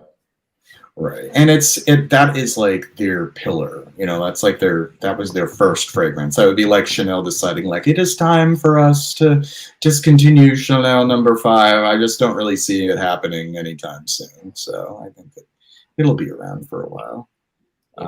Unfortunately, I have not experienced Jean Chevalier Original. Nikki de Saint-Phal reminds me of Ivoir. That's another great one, Nikki de Saint-Phal. I think I discussed that one of these recent weeks. 1986 is going on my try list because I like smelling like shampoo. Hey, it's fine. Hey, there are certain shampoo smells that I do like. Like if a fragrance smells like old school herbal essences, then I could be into that. I think it's just like fruity shampoos maybe are not my thing. This makes me. As long as you don't smell like shower gel, you're fine in my shower gel. I've never been able to get along with it. I don't really like Chanel Monsieur, but I keep it because it looks nice beside my Inteas bottles. Hey, it's a beautiful bottle. The bottles are great. I mean, like the Cristal bottles as well, and yeah, they really have great presentation. Chanel always comes correct with their presentation. Bentley for Men Absolute is quite similar and lasts longer on my skin, at least. Also made by Amarad. So Bentley for Men Absolute. Quite similar to what, Alex? Gucci Pour Homme. Oh, okay. Yeah, Gucci Pour Homme 1. There's kind of there was a comment a little while back that this might be following on about like what cedar scents. Yeah, a really great cedar scent that's not very well known and is not pricey, at least when I purchased it not too long ago, is Montana Graphite. I think that's a great cedar solenote fragrance. Montana was never really a pricey brand anyways, but they have some goodies. Is that really interesting? Sorry, Pep. You go ahead, Pep. I was just going to ask, is graphite the one that comes in that really interesting bottle? Is Ryan going to get it? Maybe I'm thinking of something else. No. You have it too. Yeah, I was about to fetch mine. You saved me the trouble. Thank you. Yeah. It has like this this label that kind of slips though. Like if you're not careful, it'll slip right off. I like it a lot. I think that's my kind of go-to when I just want to smell like just cedar, like wood shaving cedar. It's nice. This is very nice. I would say. So this is by Nathalie Lorson, who did Encre Noire, and it's kind of like the same kind of concept applied to cedar that it was applied to vetiver. It's exactly. Like dark, like it's warmer than Encre Noire, so it's like it's an easier fragrance for me to wear. It's less severe, but it is that sort of like dark cedar. I really like this. I think it's A soliflor around cedar is, I think, a good way to describe it. Yeah, it's total like, you want cedar? Here, you got it. You got a big cedar plank, just chew on it. What's the Papaya. most luxurious cedar note you've ever encountered? Luxurious. That's a good question. It's funny because cedar is so often like a supporting note. It's sort of like it just builds a woody accord, but for it to be like front and center, you know, I'm trying to think. Would it be like maybe like a Comme des Garçons? Maybe that would have. They do a lot. They do stuff with cedar. Yeah. Yeah, A few cedary scents. And it also depends, Ryan, because I've been able, I'm sure JJ has as well, been able to smell Atlas cedar compared to Virginia cedar. Very They're different. very different, and I really like the way Atlas cedar comes across compared to Virginia cedar. Is that very typical pencil shade, you know, the old cliche pencil shaving, whereas Atlas cedar is almost milky and warmer, and almost has almost, for want of a better description, ambery facets about it, and it's turpentine too. Yeah, a little to me, turpentine. it's very rich compared to Virginia cedar. But in terms of a perfume, I really like January Scent Project Bevuvo, the cedar in that. Yeah. But there's a whole bunch of other stuff going on with that perfume as well. So I think the cedar really brings out everything else. That's a great call out, though. However you say it, Bevuvo. And I think he uses a specific type of cedar too. And I recall when discussing that one with John earlier this year, that he uses like a specific type of cedar, an Asian cedar of some type. And I don't know if I think it might be Himalayan cedar, which is in the, so interesting. What's interesting botanically, the cedars that we know of, like Virginia cedar, Texas cedarwood, and Himalayan cedarwood, they're all not true cedars botanically. They're actually in the juniper family. Yeah. And Atlas cedar is actually a true cedar botanically. It's very confusing. But Atlas cedar is so entirely different from the smell of the other cedars that we associate with a cedar note and fragrance, or even like cedar chests and that sort of stuff. And I love that. And it's not really used as much in fragrance as I'd like it to see. I think it's kind of a difficult note to work with because it is kind of a temperamental material, because it can smell a little off if it's dosed too much. But if it's added at just the right level, it really is intriguing in a composition. Interestingly enough, for those of you who go into Whole Foods and buy like those soaps, those good soaps, the cedar wood good soaps that they sell is actually made with Atlas, Atlas cedar essential oil. So if you were to buy that, you would smell like a pure Atlas cedarwood note in it. I'll have to grab it the next time I'm there. That's interesting. Yeah, you know the good soaps that I'm talking about, like they come in all the different scents. Yeah, that is not like a Texas cedarwood or a Virginia cedarwood. That's like Atlas cedarwood. Ambacli by Balmain smells like pencil shavings to me. I love a good Chinese. I think it might be Chinese cedar or Himalayan cedar, one of those that I use. Unless you just looked that up and confirmed it. I mean, I could look it up myself here. Let's see. Love the color of that liquid too. God, a deep chestnut brown color. It is just this. Honestly, given how cheap this is, I think it's like $25 for this. Honestly, it's a steal. Oh yeah, the graphite is great. It's like I was planning on doing like a woody week, and that was going to be one of the, at some point. I have all these theme weeks. I have like a backlog of them. I'll be doing theme weeks until God knows when. This cap is actual wood. It's like, it's a nice little bottle. I don't know. Like I don't know how they sell this for $25. Yeah, I mean, cedar, cedar wood isn't a very expensive material if that has anything to do with it. But I guess it's testament to the fact that a well-composed perfume doesn't necessarily need to be a very expensive perfume. Yeah. It really is true. You don't have to spend a lot of money to have a very nicely done fragrance. So Pep, it's getting to be warm where you're at. Yeah. Here, right? Except it's raining. It's raining today, but yeah, we're in spring now. So I guess so is it like you're bringing out the eau de colognes and stuff like that pretty soon? You'll be wearing the warmer weather scents. Well, I'm wearing more of them, but I don't do that thing where I put away perfumes for seasons and bring stuff in.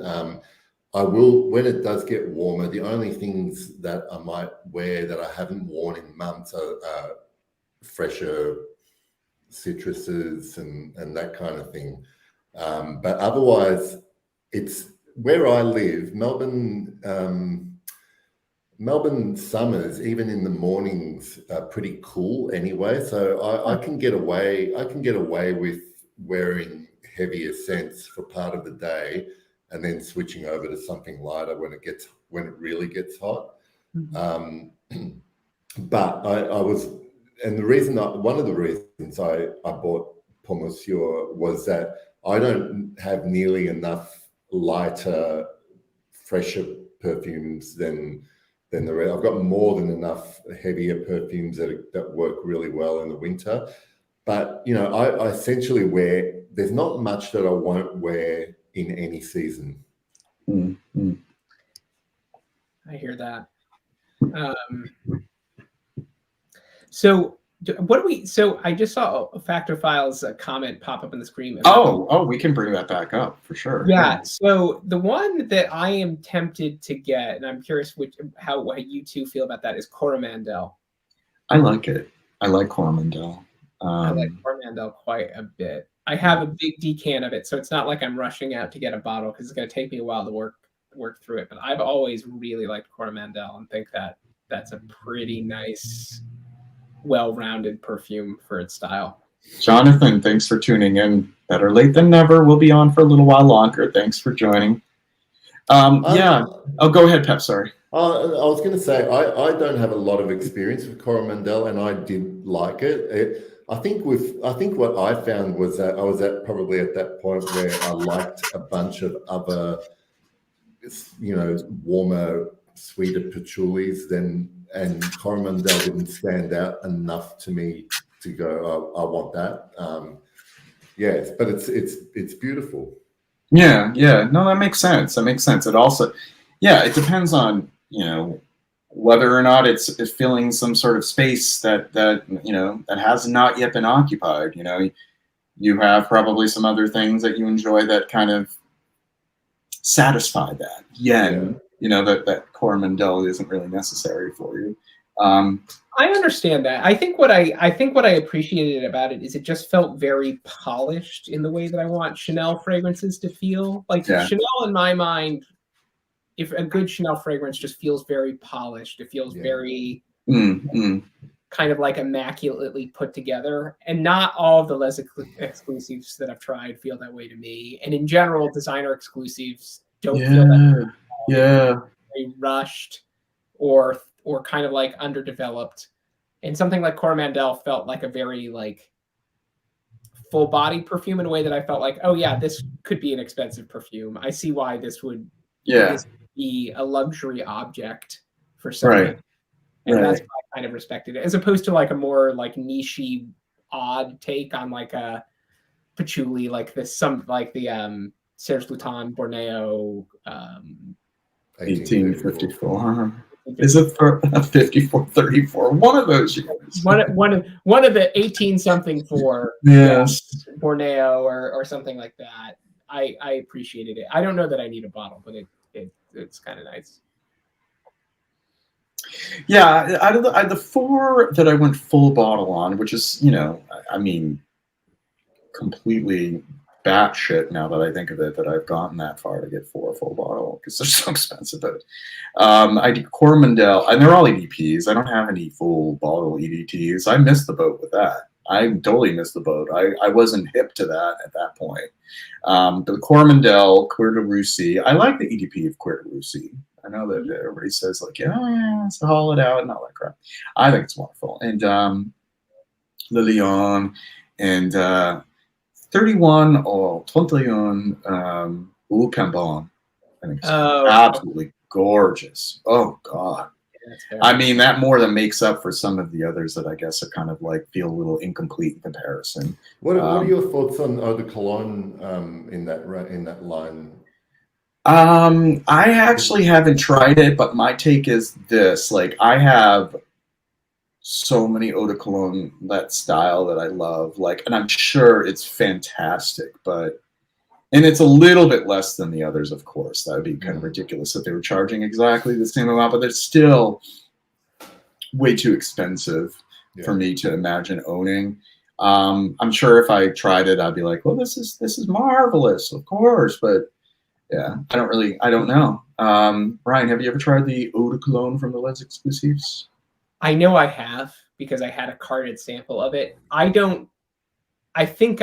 If I'm recalling correctly, I thought it was nice, but I honestly can't call together any specific feelings about it. I have a lot of Eau de Colognes as is, and I tend to cycle through them pretty aggressively.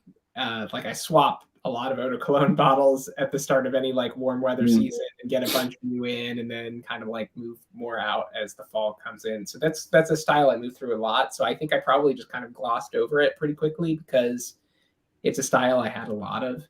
And so a luxury Eau de Cologne, I mean, that's a true luxury, right? I was curious. Yeah, I was curious because people hold that up on a pedestal whenever there's a base note thread on Eau de Colognes, it's almost held up as a reference.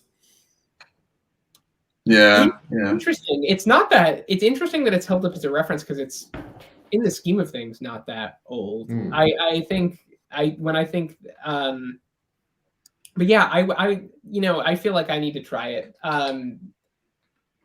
It is interesting to me, JJ, that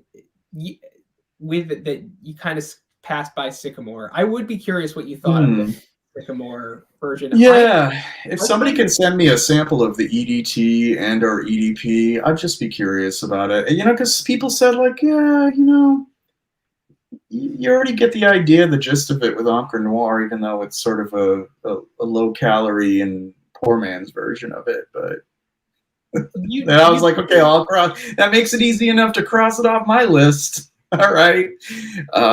But yeah, if I saw a bottle of the EDT for $300, I would buy it. That's how much I like the EDT. Really? Wow. Yeah. So the EDT is very, like, it is true that if you've tried Encre Noire, you kind of understand the concept of it, but it's the delicacy with which it's been put together that it really sings with, like, this wonderful sort of smoke element, a little bit of tobacco in the EDT. There's no tobacco or smoke really in the current EDP. Gotcha. Yeah. Greener. But it's just it is really something else. I have to say, I'm not like a Vetiver addict. I don't buy a lot of Vetiver centric fragrances in general. It's a note I like, but I have my Guerlain, and that's about like as far as with it. But that one I would go out of my way to. Tara, thank you so much for offering. I'll hit you up later. I have tons of Vetivers. I love my Vetivers. I mean, of course, I have my Guerlain Vetiver, Carvin Vetiver, Annick Goutal Vetiver, Root de Vetiver. Like, I have so many Vetivers. So, but I think I should give it a try.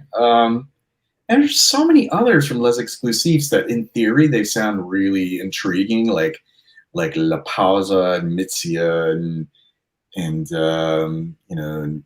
Number 18, and they're just. I don't know if I think I'd have to go into the city to like a Chanel boutique to sample them And I really don't ever feel comfortable doing that, honestly. I always feel like it's such a stuffy experience. I'd rather just have somebody say, I don't really enjoy it. I honestly don't. So I'd rather, you know, find other means of getting samples. But my prediction would be with sampling a lot of them is as much as they're very, you know, well done, they might be sort of, I might sense that some of them are a little incomplete, like kind of like, oh, is that, it's just like the old song, is that all there is? Is that all there was?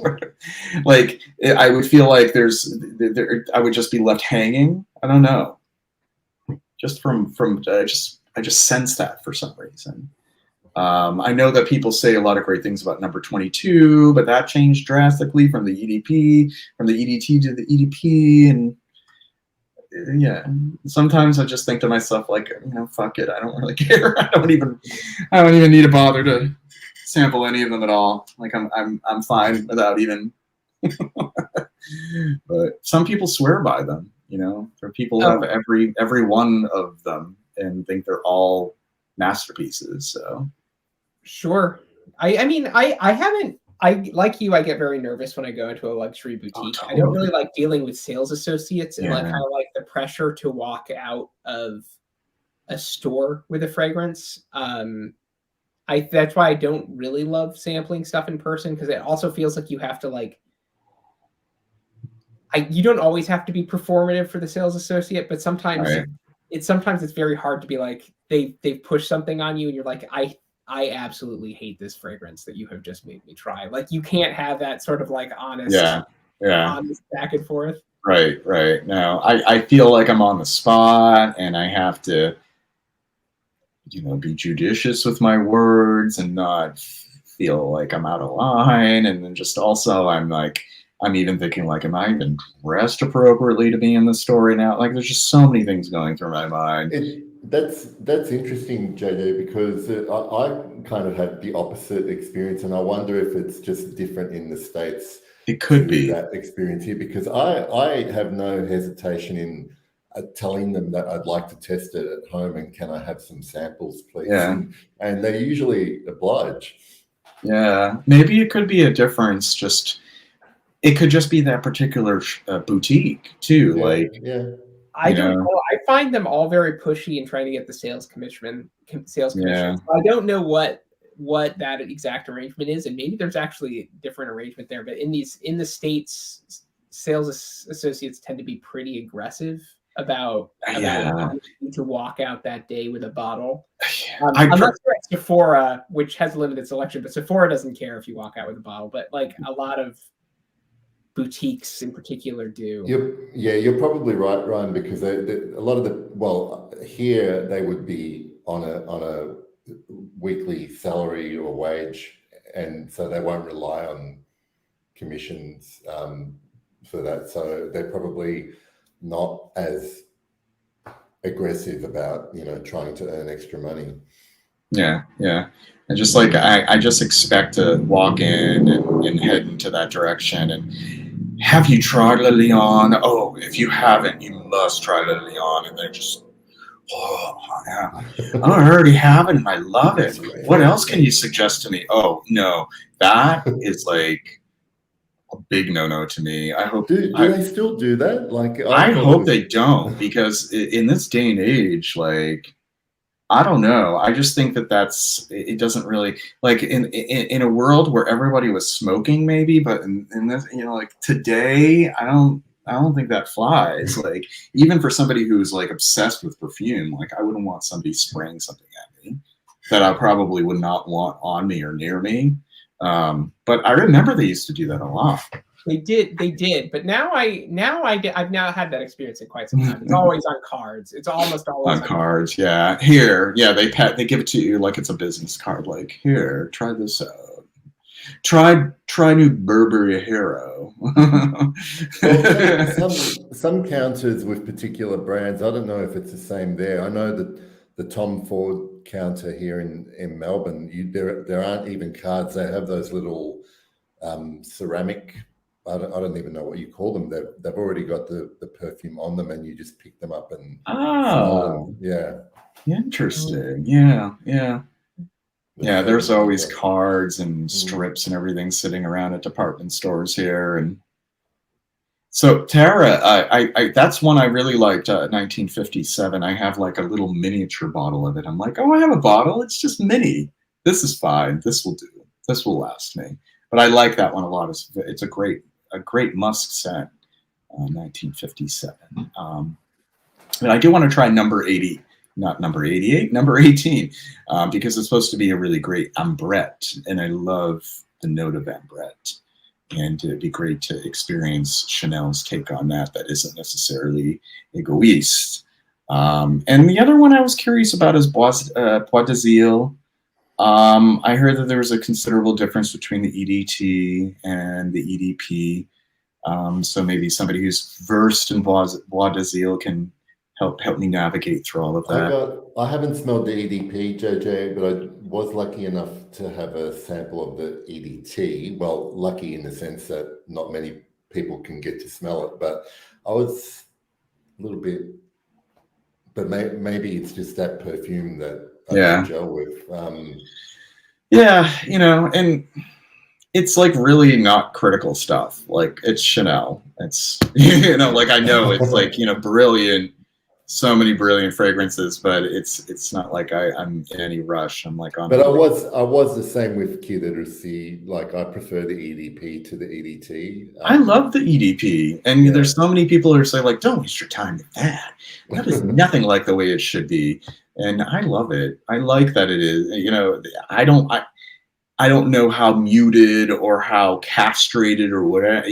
To me, it just smells so balanced and so beautiful on my skin, and I'm happy with it. And I'm not in a rush to have in my possession anything else but it. As I look behind me and I see that I have plenty of things as it is. So it's really kind of ridiculous if I were to even worry about that. I prefer the EDP of Creative Russie as well. Very well, very well. I've only tried the EDP, but I thought it was very nice. It's very nice. I'm a cheerleader for the EDP. Like if you feel like you can't find yourself a lot of the old EDT, it's too expensive, too hard to obtain. EDP is just wonderful. It's just dandy. So the time is now 9:26 p.m. Eastern Standard Time. If you guys want to stick around for a little bit backstage after we get off of our live stream here, we can chat a little bit more before we go our separate ways. But for everybody who's tuned in, thank you so much for joining us. This has been great. Thank you for bearing with me while I'm under the weather here and recovering from a cold. Next week, I will be joined by Eugene. You Smells Good. So be sure to check that out next Tuesday, 7 p.m. Eastern Standard Time. And until then, depending upon what time of day it is, take care. All right. Bye-bye, everyone. Okay.